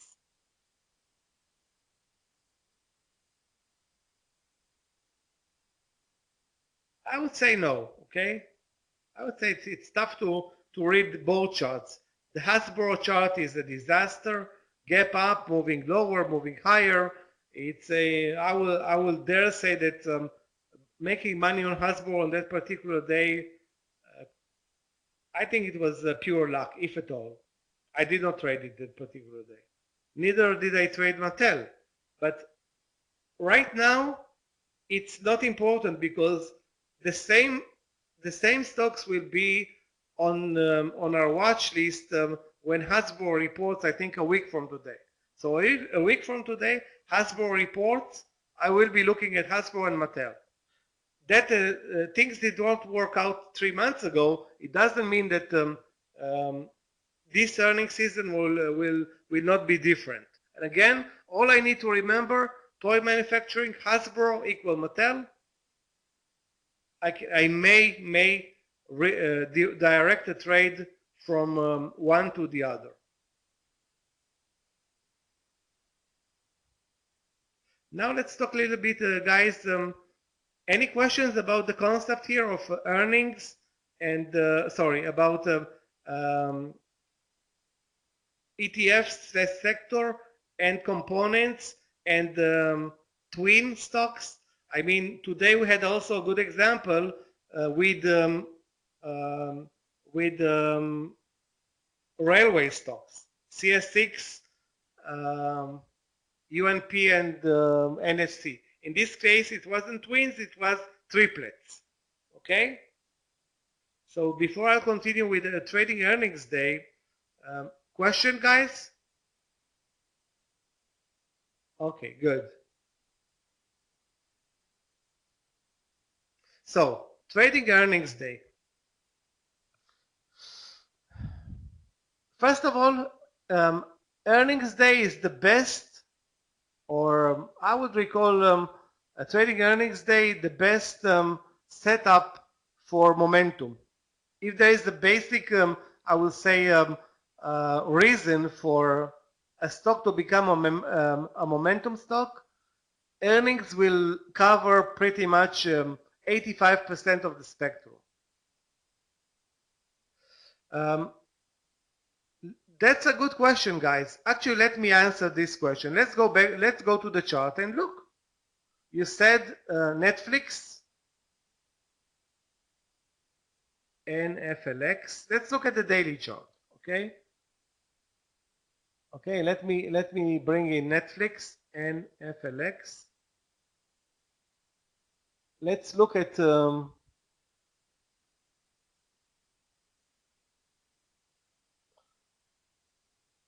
HULU, Hulu. What's the symbol for Hulu?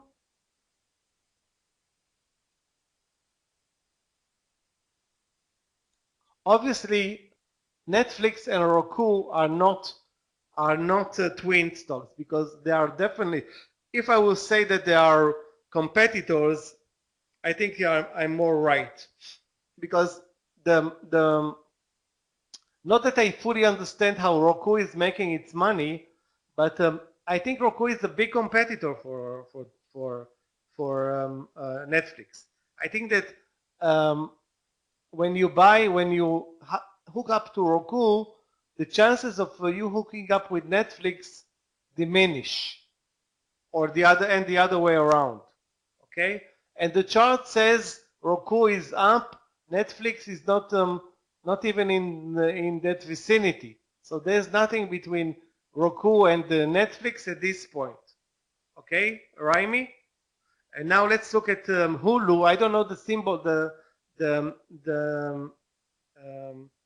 symbol for Hulu, but if you can tell me, I will look. Okay.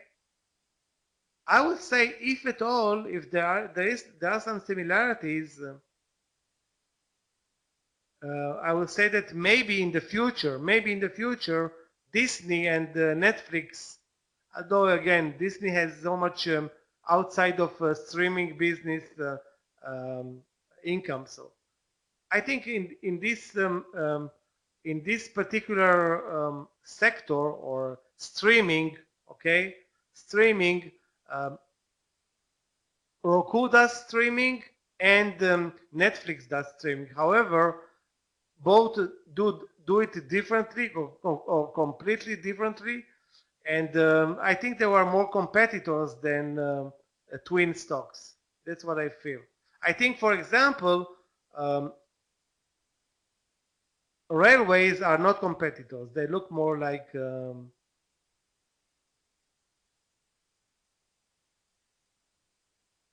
are more like brothers slash twins slash cousins, as opposed to Netflix and Roku, which at this point I feel have nothing to do with each other. Okay, but again, you want to be precise and clear about it. You don't want to make a mistake. So railways, fine, they work together. However, I cannot call NVIDIA and AMD, which are from the same sector, twin stocks. Okay, AMD and NVIDIA are not twin stocks. There are many occurrences where NVIDIA is moving up and AMD is moving down, and the other way around.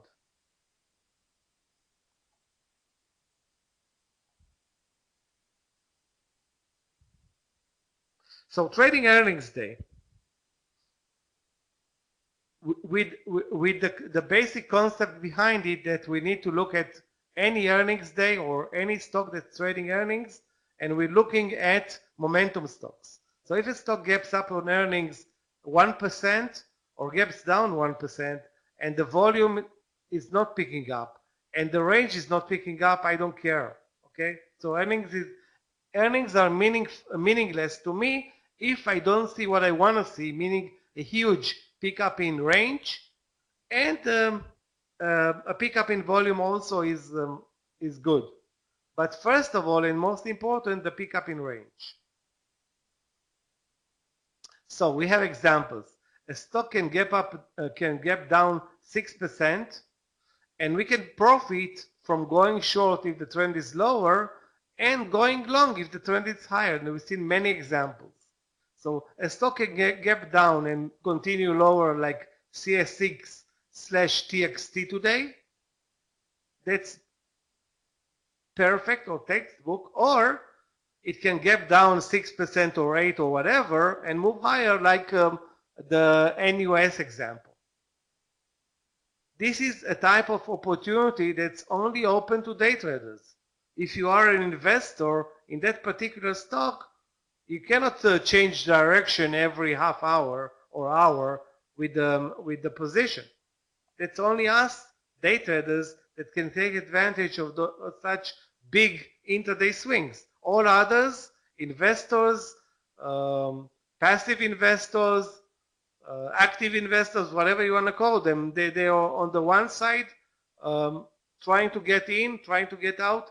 Most of them, 99% of them want reverse positions intraday, not for a pension fund or hedge fund or whatever. It's not their type of trading at all. Maybe algos are on our side in this case, maybe. And we've seen many examples, actually not that many, but we've seen examples where a stock can gap up 10% on earnings and close the day flat or even negative. We've seen many examples over the last couple of months. So our business is to take advantage of earnings, big day price swings. That's something that is on our forte. The forte of a day trader should be exactly this sentence. Take advantage of earnings, big day price swings. And we need to prepare for the earnings day, know what type of stocks are reporting tomorrow. So anybody that's in this room, okay, right now, prepare a list of at least, let's say tomorrow there are 50 shares reporting, okay? Don't prepare a list of 50 shares. Prepare a list of 10 shares, okay? Maybe, actually, I would say anywhere between 5 and 10 that you like, okay, and watch them. On top of that, you'll have the top 20, which will sort out those who are more suitable for a move. Okay, but you need to prepare yourself, and by preparation I mean just write down a couple of symbols that you are, feel comfortable with. If you have a small account, don't post Amazon in there. If you have a big account, don't post small caps in there. Okay, but if you have a small account, make a list of some small caps or stocks that trade around $20 and $30 instead of favoring I don't know, Netflix and Boeing and Baba, okay, which will be tough to trade with a very, very small account. So again, remember guys, that's the most important, second most important thing. All scenarios are on the table for a stock price on earnings day. So a gap up of 10% doesn't mean that the stock won't close negative. We've seen everything, okay? So a gap up of 10% doesn't mean a gap up and go. And a gap up of 1% or gap down of 1% doesn't mean that the stock cannot continue and be a huge winner on that particular momentum trading day. Anything is possible. All the scenarios are on the table. So you need to be professional, meaning every trade on a momentum stock carries the entry point, the technical entry point, the stop, the risk, the reward. Nothing is a given. The stock is up 5%, I'm going long, it's going to close up 7, 8, 10, 15. I just feel it. Okay? You just need to be professional and look at every trade as possible, especially on momentum stock, as a possible game changer for your account. Okay? Don't let anything move against you if you can avoid it.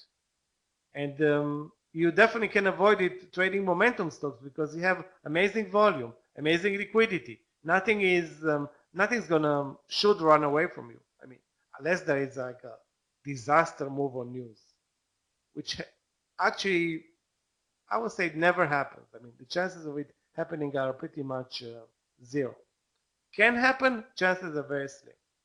So look for the preferred trading technique, which is for you reversal play, breakout, buying at support using the VWAP. There are so many trading opportunities, okay, and various trading opportunities on various risks, okay? And the alternatives. Remember that there are always an alternative. You don't feel comfortable with one trade, throw it out the window, the other one is going to come in. There will be alternatives. Twitter, okay? I mean, how easy is to spot Twitter on earnings? Twitter is reporting earnings. If I know that Twitter is reporting earnings, I will definitely look at Twitter on that particular day.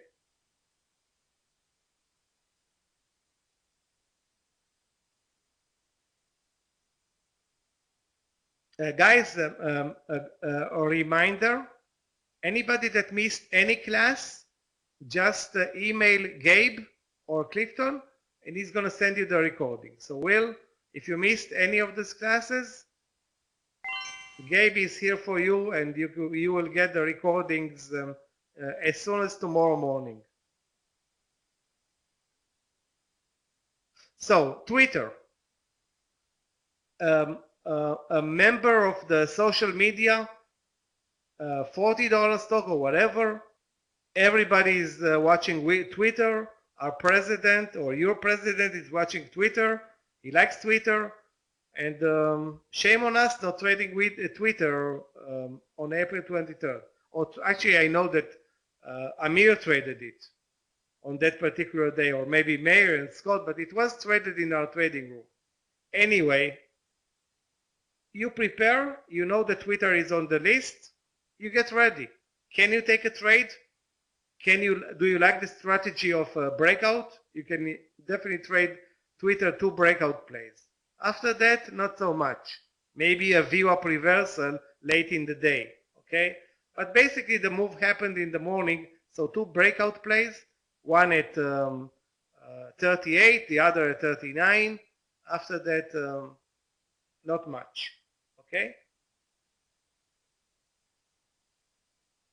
Carlos, have a great evening. See you tomorrow. Again, if you need the recordings, just email Gabe. Clear, guys, what we need to do in this case on earnings day?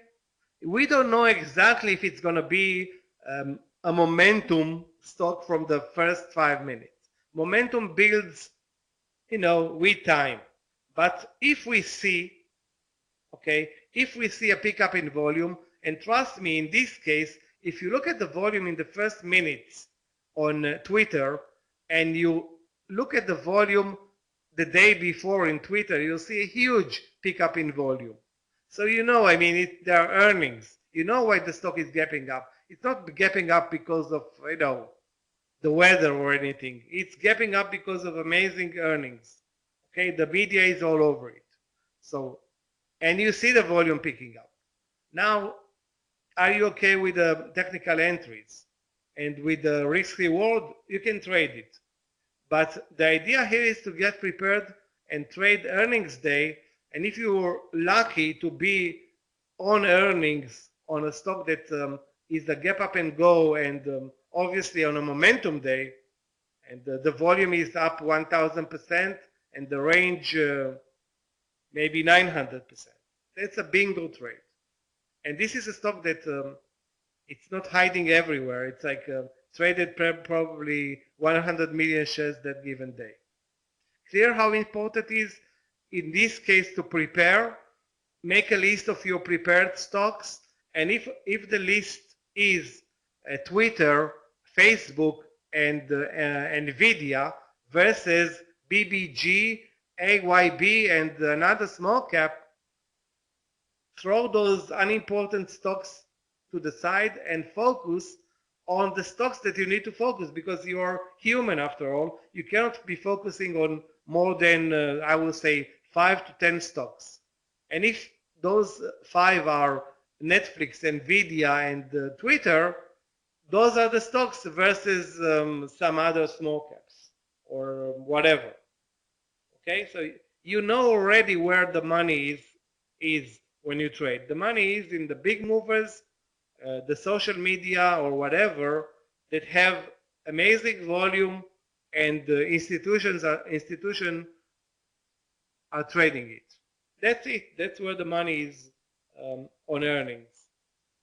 That's where you should be, with or without uh, basically knowing from the get-go that it's going to be a momentum trade. And sometimes you're going to miss the entry in the morning. There will be no more entries afterwards, while it is, still is a momentum stock. So it happens.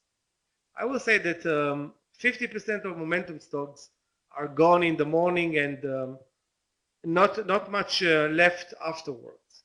But still, there is plenty of the other 50%, which means I will say many dozens of stocks over the next month and a half that we should trade, or at least consider trading in the next 6 to 8 months, meaning the whole earnings season.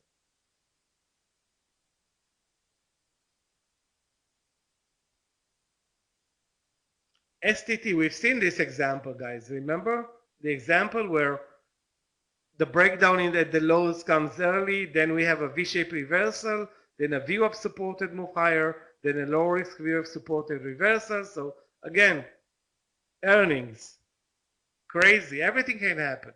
Okay, this is obviously a tough scenario to make money from in this case, but STT on earnings, everybody's watching. Why it's important stock for the financial sector. Okay, this is actually one of the toughest examples that I've seen. And first of all, let's look at it. Is this a momentum stock? Look at the daily bar, at the daily chart at the bottom right. It's not. Okay, it's not. It seems to be, but it's not. Okay, but what stands for this stock is very, very interesting to trade if you are into trading $300 stocks, and many people are. Many people have big accounts and they like to trade those supposedly big movers because there's a lot of money to be made on a day like April 23rd on Raytheon. What happened that particular day? If you look at the daily chart on Raytheon, you see that it's basically looking at the breakout of the highs of the year, which looks also like a cup and handle formation. An ugly one, but still a cup and handle formation. So for me, it would have been an interesting place to go long because, wow, it's a cup and handle formation, maybe a breakout on the highs of the year. Guess what? It's not happening. So if I'm looking at this $300 stock for a good entry point, maybe there was one. And this was using the VWAP as a resistance for a move higher and what we call a triangle breakout over the VWAP.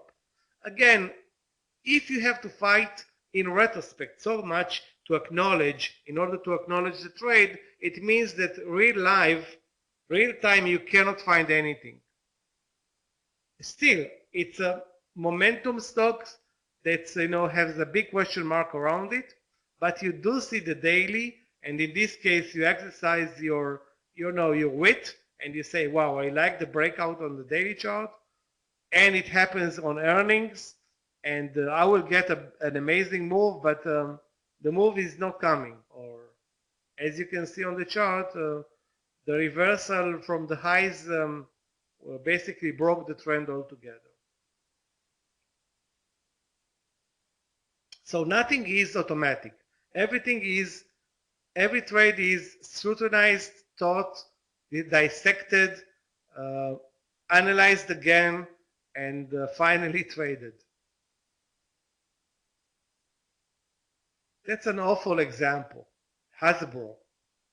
I mean, who's going to trade Hasbro on a day like this when it's obviously a momentum stock, but the timing for a reversal play is, I don't know, 2, 4, 6, 8, maybe 10 minutes. So On a day when Hasbro reports, I'm watching it. In this case, I think there's a zero chance for me to take this trade. It took me a while to find a good entry point in retrospect. Still, sometimes you spend time on a stock that is a momentum stock.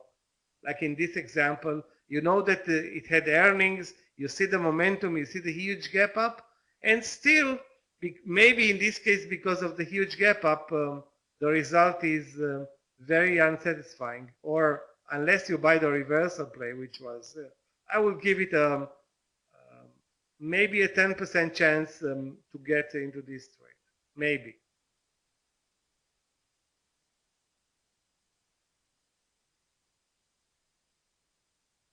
Okay, Coca-Cola, gap up on earnings. Momentum is there? Yes, it is. Barely, but the volume is up at least 100%. The range is much, much bigger than the average. It is a momentum stock. It is much, much bigger than the average. It is a momentum stock. However, if you look at the price section, can you make any money on Coca-Cola on that particular day?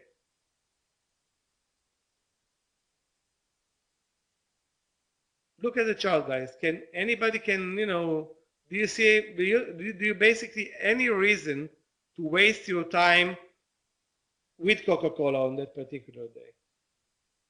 And look at the S&P.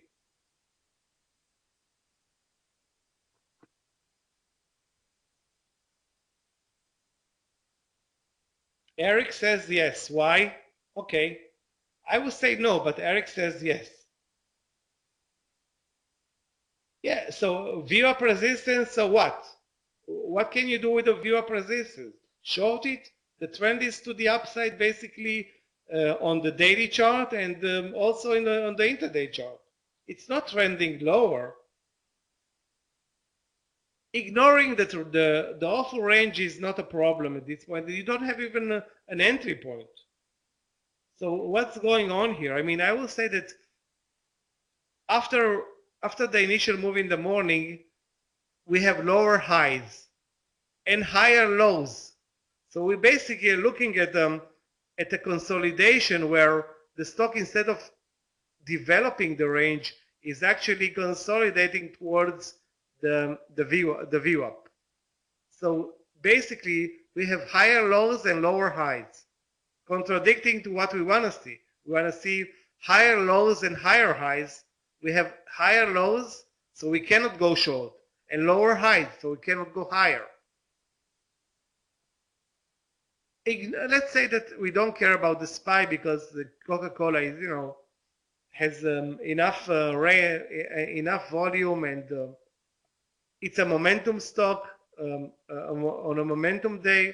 But the price action is so disappointing that I think after an hour, you see that you're wasting your time with this stock. And unless you buy it on a very, very good support level, which is also hard to find or comprehend real time, you're not going to make any money. So again, it happens where not only that you cannot find an entry point, and if you press for an entry point, you're going to lose money. The idea here that you stick to the trades that are perfect. This is far from being perfect. You don't have basically nothing to work here.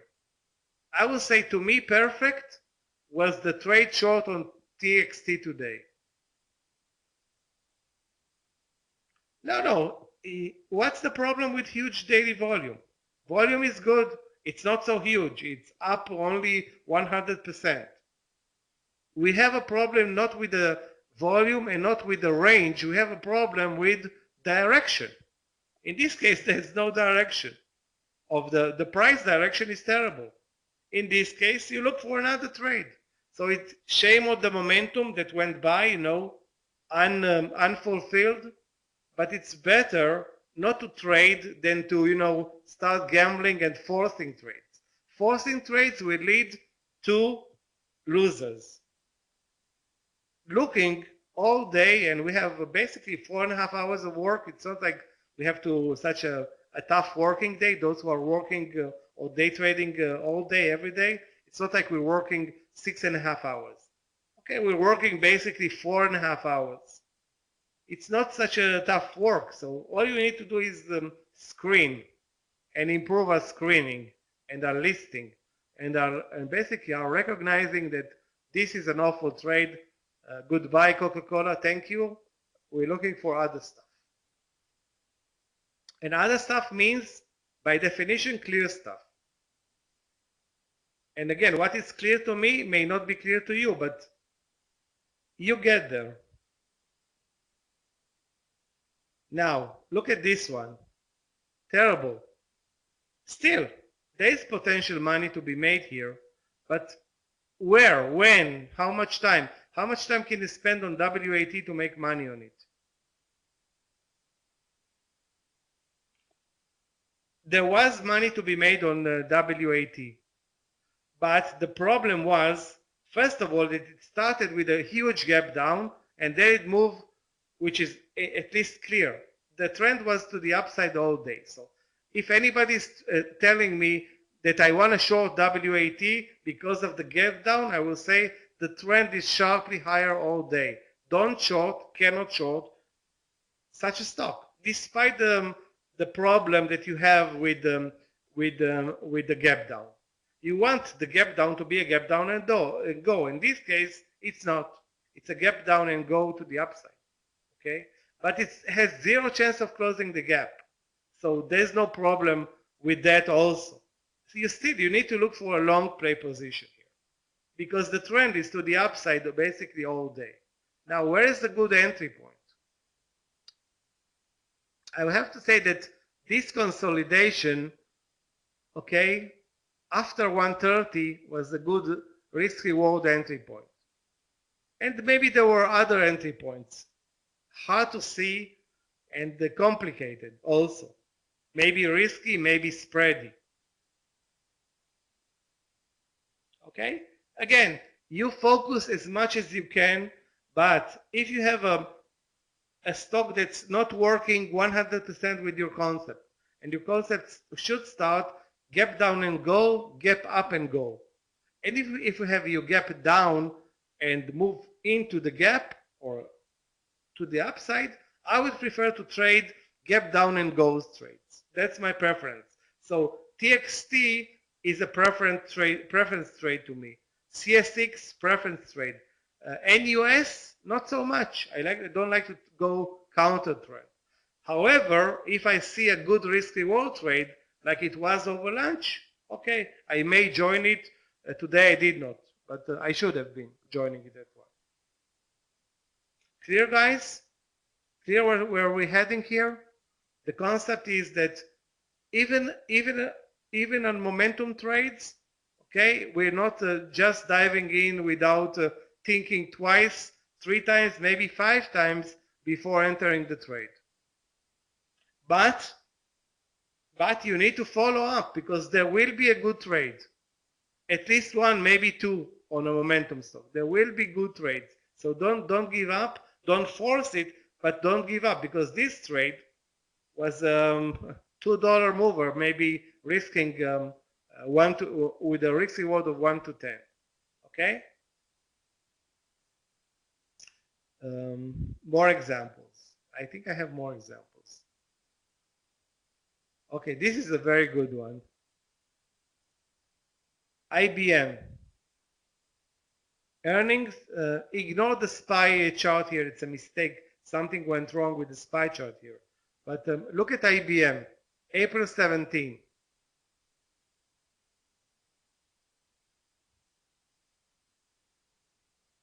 Do you like this trade?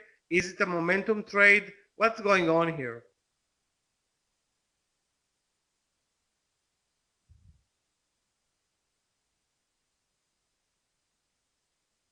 Basically,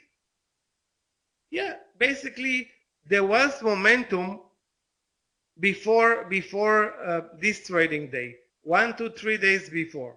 Okay, but IBM is always a good mover. Okay, So if I still have it 3 days later on my momentum list, okay, if I still have it, okay, so be it. I do have here a breakout play in the morning.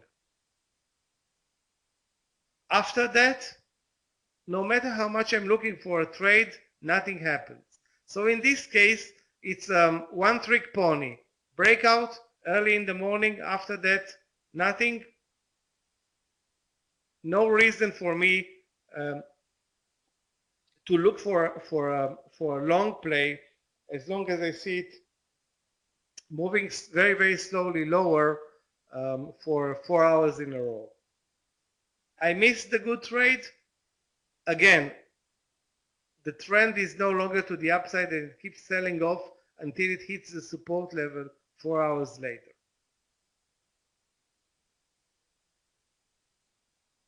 Now let's talk a little bit about trading upgrades and downgrades.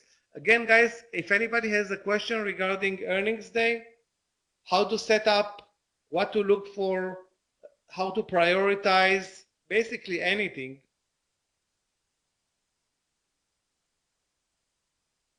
please don't hesitate. And if you still think that you know everything, but at one point you want to ask a question, please email me or ask in the room. Now we're hitting 7 or 8 weeks of abundance of earnings every day. Okay? And every day there are so many trade ideas posted. Now you need to know how to sort them out, how to prioritize, in this case, momentum stocks, how to prioritize entries, and how to prioritize basically the management of the trades. Again, the idea here is that you look for momentum stocks with 90% preference over all others. Yeah, now, if you're looking at a momentum stock, don't complain that it's not moving. Be happy that it's not moving, because it's going to start moving once you get on board. It's waiting for you, Philip. And TXT waited for us 60 minutes or 30 minutes. I don't remember how much. The train waited for us to get on board for a $1.50 move. It's shame on us that we didn't get on board. That's on us. Now let's talk a little bit about one of the trickiest part of of trading, or basically noise in trading, what we call basically everybody calls them, and anybody here that follows up on Bloomberg, CNBC, all the pre-market shows, they're talking every pre-market about upgrades and downgrades. And there are many, many upgrades and downgrades on a daily basis. Let me show you an example. Actually, I don't have enough time to show you examples right now, but the website that I use for upgrades and downgrades, again, a free one. Let me post it in the room.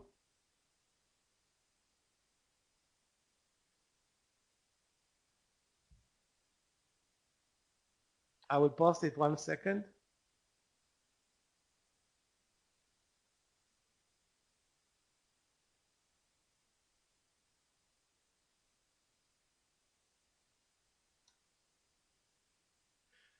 Marketwatch.com /tools stock research basically just write on Google upgrades, downgrades, and you're going to hit this link. Okay? And you have every day on average 10 upgrades and 10 downgrades. Sometimes more downgrades, sometimes more upgrades, but at least 20 additional stocks that should qualify as interesting, because if an analyst, a professional, is telling you, I like this stock, it should move higher, isn't it? Isn't it? If the analyst tells me, or the public, that the stock is amazing and he sees it moving higher, it should immediately move higher, isn't it? Yes or no? Who thinks that an analyst can and move the stock to the upside?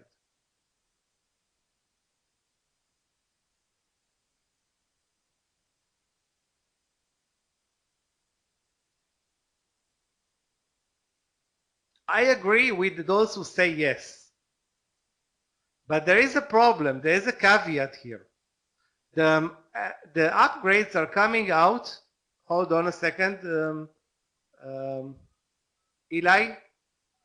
The upgrades are coming out at 7 a.m. in the morning, some of them at 7:30, some of them at 8. The market is opening at 9:30. What happens immediately after the analyst? And the analyst is you know is a respected one, and the stock is also an important one. And the analyst says, I see IBM price tag instead of 100, 110. It's not going to say 110 today. He sees 110 in the next 3 to 6 months. Okay? So basically, that's a positive thing for IBM. Okay? So immediately, let's say the upgrade is coming out at 7 a.m. in the morning. Of course, there is some pre-market action, and the stock gaps up 2 or 3%. And basically, already after the upgrade is coming out, it's already built into the price, and you start trading at 9:30. You, me, everybody. So basically, the effect of the upgrade faded by the time the market opens. It's already priced in. All the other investors are pretty much trading, working around the pre-market on very, very low volume, and the price of the upgrade is pretty much built into the stock. Now, does it mean that once the market opens at 9:30, the stock moves to the upside?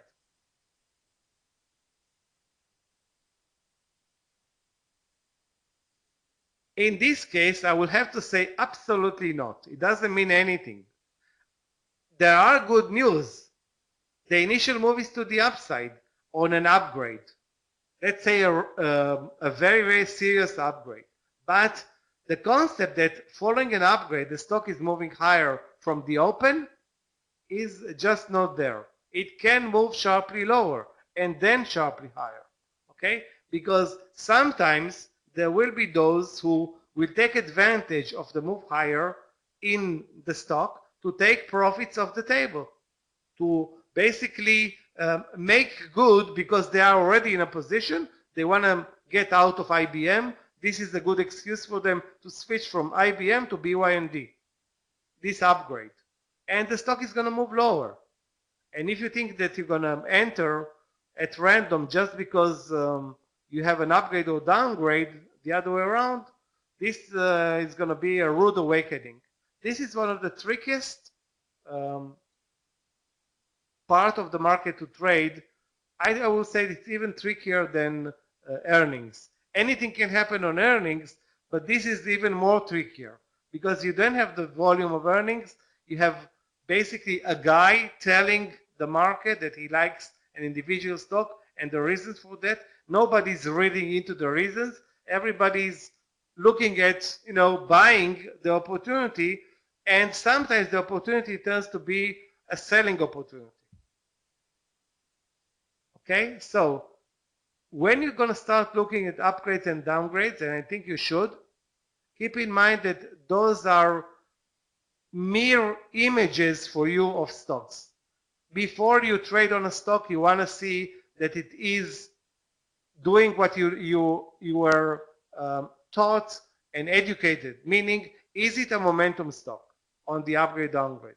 If it's not a momentum stock and you have other momentum stocks to look for, throw the upgrade downgrade to the sideline. Okay, let's say you don't have momentum stocks. and you want to follow this upgrade on IBM, okay? Exercise all the prerequisites before entering a trade, meaning, do you have a clear trend? Do you have a clear entry point, a clear pattern, a clear risk reward, spreads, volume, everything? So an upgrade and downgrade is great, great to follow, very, very tough to make money out of, okay? Very, very tough. And yeah, of course, follow the SPY. I mean, following the SPY is like um, our benchmark, our God. SPY is our God. We follow it all the way, all day. This is actually something that I hope that everybody is trading in our room understands that we do nothing, yeah, without the SPY. The SPY is the Bible, if you want to say it. I don't want to offend religious people or something like that, but this is very important to us. Okay? So, importance of trading upgrades and downgrades, I will have to say that it comes way below earnings. So if I have 3 earnings on the agenda, I will follow 3 earnings. If I have 20 upgrades and downgrades, I will dissect them, maybe look for 2 trades. Okay? So if you have upgrades, an upgrade today on Apple, go for it. Watch Apple today. But if you have today an upgrade on, I don't know, PRGS or GSKY or QURE or EOLS or any other unimportant symbol, don't even bother writing it on your watch list. Don't even bother. Okay? And again, now, when should the day traders follow an upgrade downgrade? Again, prioritize the power of an upgrade versus trading intraday market trends. Also prioritize trading an upgrade versus trading a downgrade in an up market. Prioritize trading an upgrade versus trading a downgrade in a down market. Again, prioritize. So the market is moving lower. Maybe it's best to look for downgrades. The answer is not very simple. The answer is not necessarily yes. Okay, guys? I cannot say that the answer is necessarily yes. Should be, but it's not necessarily. And again, we are one-man shows after all. We cannot follow all the market all the time. We have to prioritize. In this case, prioritizing upgrades and downgrades when we don't have any other alternatives, okay. But if we have any other alternatives, in this case, momentum stocks, earnings, okay, great patterns on the daily or great patterns on the intraday, those go down. I mean, I will definitely, anything that's above upgrades and downgrades is something that I will prefer, okay? Starting with momentum stocks. Now that's an upgrade on Qualcomm. An example, what happened on a successful upgrade, that was April 23rd. And the stock still managed to gap up and go on April 23rd. April 23rd. Why is it, again, that Qualcomm managed a gap up and go April 23rd? The main reason, okay, I'm asking and answering. The main reason is that Qualcomm is, let's call it a bellwether. It's a very important stock in the semiconductor business sector, and many investors, millions of investors, maybe more, are watching it. So if many investors are watching it, the chances of a good move or a reliable move in Qualcomm on the day of earnings increases. Still, it's worth watching Qualcomm on an upgrade day. You still need to trade it. You're not going to buy it at random because the result could have been a different one.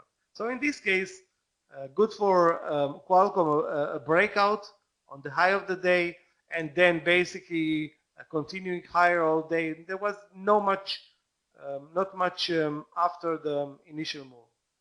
Still, if Apple is on the list and Nvidia is on the list and Netflix is on the list of upgrades, downgrades, by all means spend time to write them down and follow them.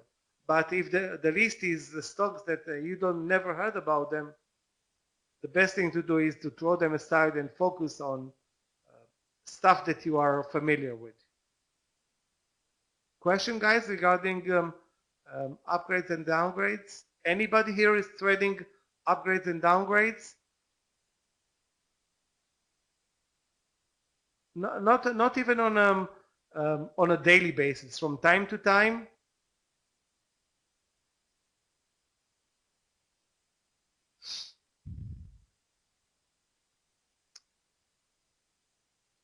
Anybody?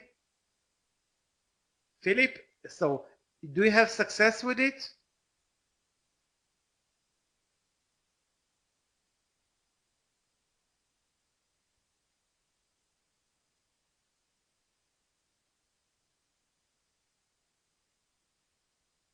Yeah, of course. We all go for the charts, but do you feel like confident about trading upgrades and downgrades, or again, do you make money on this type of plays? That's basically the bottom line. Because I can tell you, my experience is I cannot say that it is a reliable venue. It works at times, but I'm not sure that focusing and spending time on upgrades and downgrades is the right thing to do, really. Yeah, it's very to me at least, it's very an inconsistent venue.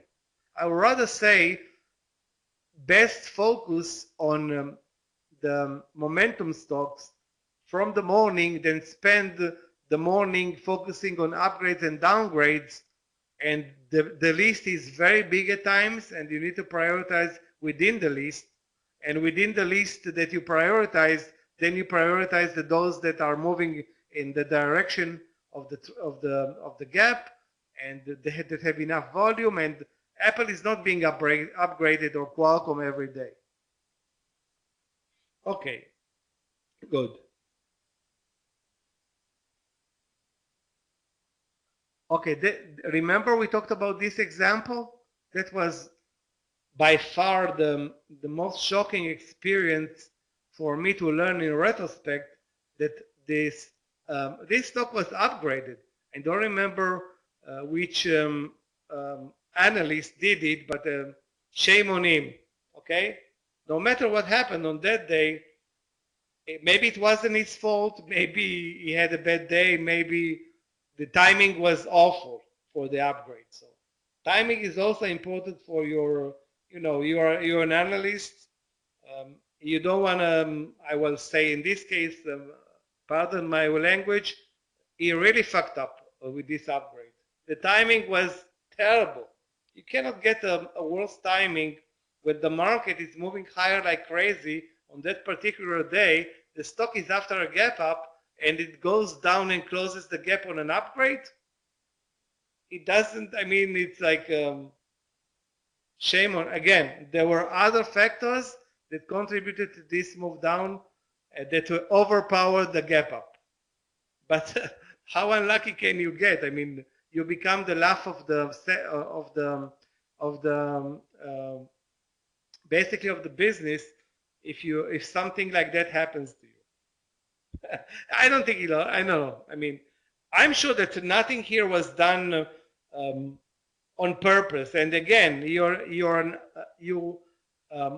and okay, let me tell you a story. First of all, it can happen that at 6:30, let's say an analyst for a small investment house comes out and says, I'm upgrading KMB because 1, 2, 3, 4, 5, and he has his whole report lined up and he did an amazing job. Okay, and then That's at 7 a.m. At 7:30, a more important analyst from Goldman Sachs, at 7:30, a more important analyst from Goldman Sachs or Morgan Stanley or whatever comes out and says KMB is a disaster. I see the price target down by, I don't know, 25%.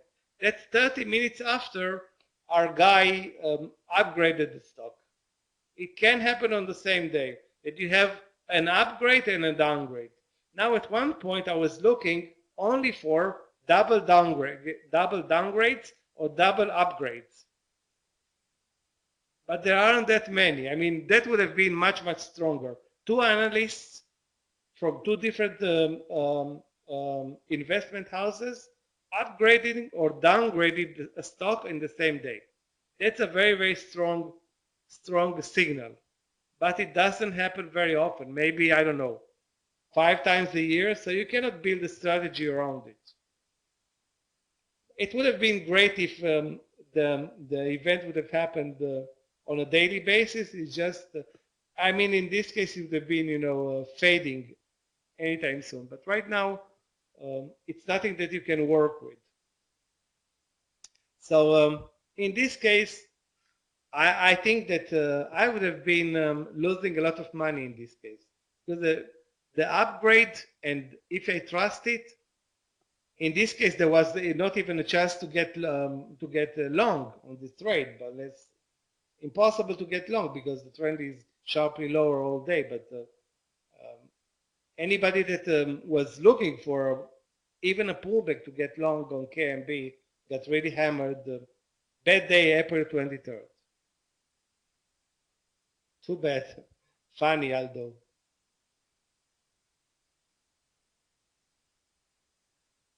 Another example. In this case, the stock is a momentum stock on April 22nd. Okay?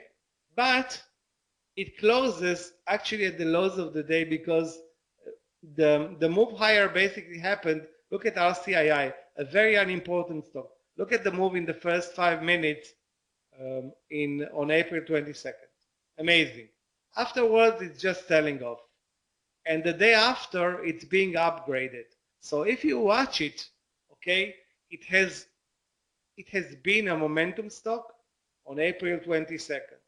The day after, if it's still on your watch list and you see the upgrade, or maybe if you don't see the upgrade, you may use the upgrade or the pattern, and in this case, it does work.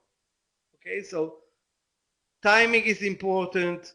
There are so many factors that are important for RCII in this case to move higher. Maybe in this case it was just perfect timing after the momentum day. In this case, again, for you as a trader, all you have to do is recognize the pattern. If you recognize the pattern, you can act on it. RCII is not the type of stock that we basically trade though, after all.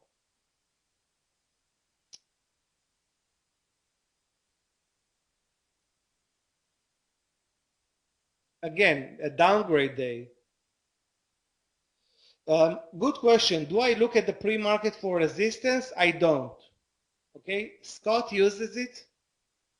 Mayor does not use it. Amir, I'm not sure. Sometimes he uses it, sometimes not. I don't use it. No. I look only for intraday support and resistance levels. However, okay, if I recognize that the volume is very, very big in the pre-market, I may use it. Because I will 90% of the time I don't use it. Sometimes, especially when there is good volume on the pre-market, I will use it for breakouts. I remember using it in the past. In the last, I don't know, a year I did not use it anymore, but I used it in the past. Was it successful? Yeah, from time to time. No, nothing is carte blanche yet. Nothing is something that works all the time. In this case, for this example, you look for a gap down. And again, the gap down basically is used as a buying opportunity. This is basically this gap down on Crocs. April 23rd, whether it is because of the SPY moving higher or whatever other reason. The gap down is not a gap down and go. It's a gap down and go to close the gap, basically. Immediately from the get-go, it's a long play. So if you think you can go with a gap down trend, it doesn't happen. Sometimes it's going to go completely the other way. In this case, taking advantage of a cheap entry point, and buyers are all over crocs you know, they're running out of crocs. They're not, but there isn't even a pullback in this stock all day.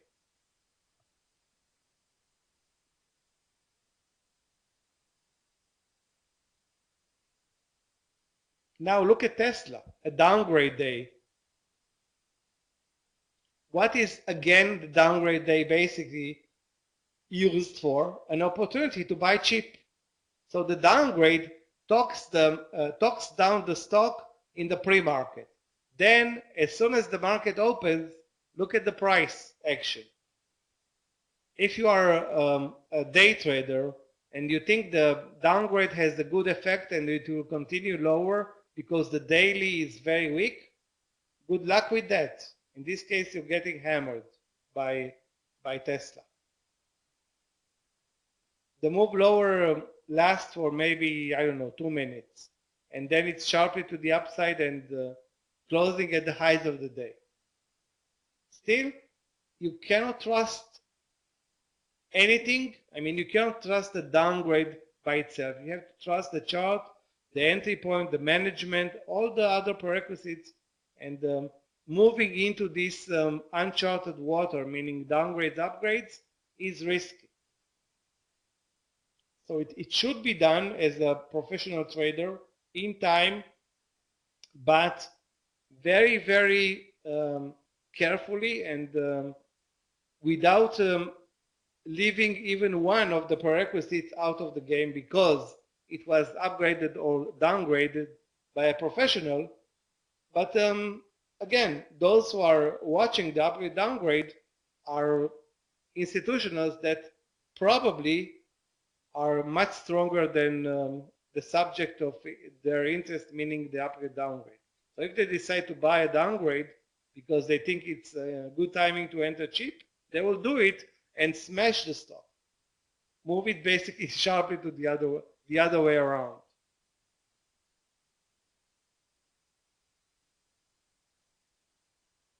And another example, in this case, Melli. Not only the stock is downgraded, it's closing with an engulfing. Remember, we learned in the start of the class that engulfing is the powerful and potent pattern on the daily chart. It's in this case, it's not I won't call it a momentum day because the volume is not good enough, but the range is nearly as a momentum day. Okay, and the downgrade is basically used as bullying the stock to the upside. Another example where the downgrade is being used by investors to buy cheap. That's it, and they continue buying into the close. So this downgrade is basically a trigger for a move to the upside. Very, very funny.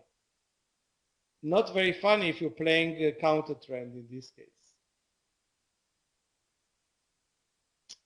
I think this is the last one. Yeah, okay. Question, guys, before we close the class here. And the one good thing about this class is it's an ongoing class. You have a test tomorrow, and you have a test now. On tomorrow is Thursday, and you have a test on Friday, and you have a test 5 days in a row next week. And basically, you have now 6 weeks where you test yourself and grade yourself on what you learned on this class. And please send me great trades, not in the room, live.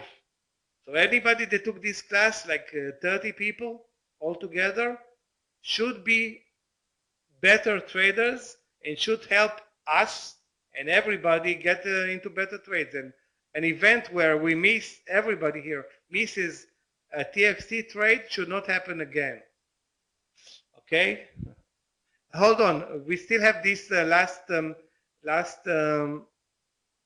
slide to talk about. Technical patterns versus risk reward. Another point of a conflict for a day trader. So what is a pattern, okay, versus risk reward? Because the pattern dictates the risk reward. But let's say the pattern is such where you cannot deal with the risk reward. Can you give the throw, should you throw the trade away altogether or exercise more, let's put it more open-mindedness, okay? So in this case, let's see this example. The entry point for the trade is 100 and the stop loss 99.50. If you take a 100 share position, means that the risk is 500 bucks. What can you do to minimize the risk on one hand, yet follow the technicalities of the trade altogether? What can you do in this case? Can the entry or stop loss be altered? What are the major additional decision points that the day trader needs to consider? Okay? So for example, my entry point is 100, the stop loss is 99.50. Taking a 1,000 share, this is my position in this example, and the risk is 500. Okay? What can I do here? I don't feel comfortable with a 50-cent stop loss. But this is the stop loss on this amazing pattern. Okay? What can I do? Of course, one of the options is to take 500 shares. Then my stop loss is going to be 50 cents, but my risk is going to be only half of that. That's intuitive. That's basically what we should do. But in this case, I'm looking for a more sophisticated answer. Okay? Of course, I can lower my entry. I don't want to lower my entry. What can I do in this case? How can I manage the trade? Okay, trying to take into account that I don't want to lose the full stop loss share size. And again, I'm not going to give you the answer right now. It's just, a method of your thinking. There are many ways to deal with that. Of course, one of them is to just go with stop loss that is not matched by the technical pattern. But in this case, am I a technical trader? So I can trade any trade just playing around with my stop loss? It's not possible. Still, there are some ways to fine-tune this concept. Not on all trades, okay? So again, can the entry be altered? Maybe I can enter before the 100, maybe, okay? Can I play around with the stop loss? Can I take a position, and if it moves against me, immediately take some of the position off? Okay, that all are possibilities that you should exercise, because there is no clear answer to that. I cannot tell you, okay, the stop loss is 50 cents, trade with a 10-cent stop loss. Can I give you this answer? It's not reasonable. Okay, I don't know what are the spreads, how the market is reacting. Is it 10 o'clock in the morning or 10:30 in the afternoon? Is the market up or low or whatever? There's so many factors.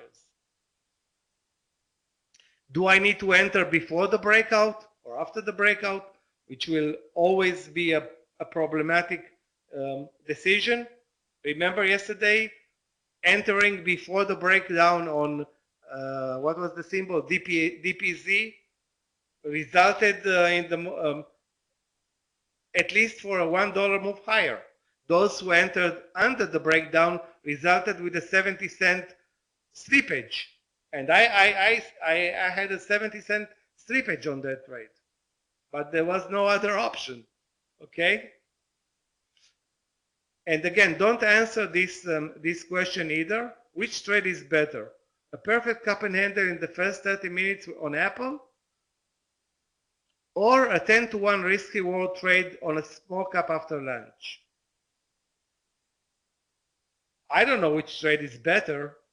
The trade that is better is the one that you feel comfortable as a day trader trading your money with.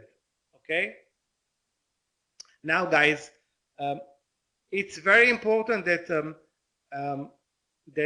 you practice what we try to promote here in this class, meaning better day trading management and better day trading. Let's put it this way: perfecting day trading,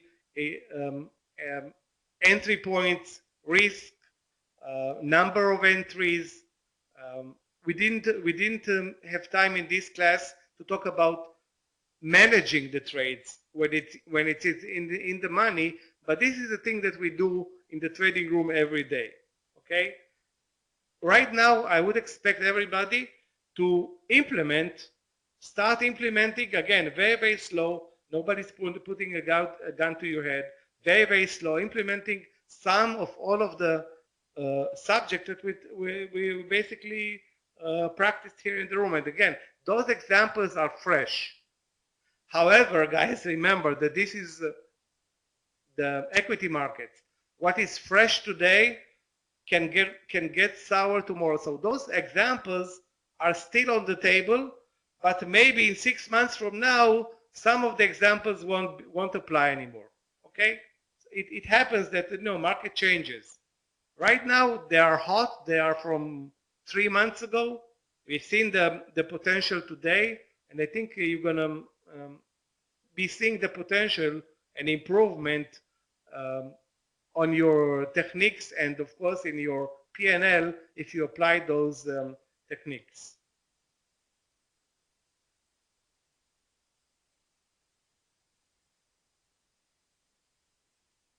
I'm doing it in the room, basically, Chris. I'm doing it in the room as much as I can.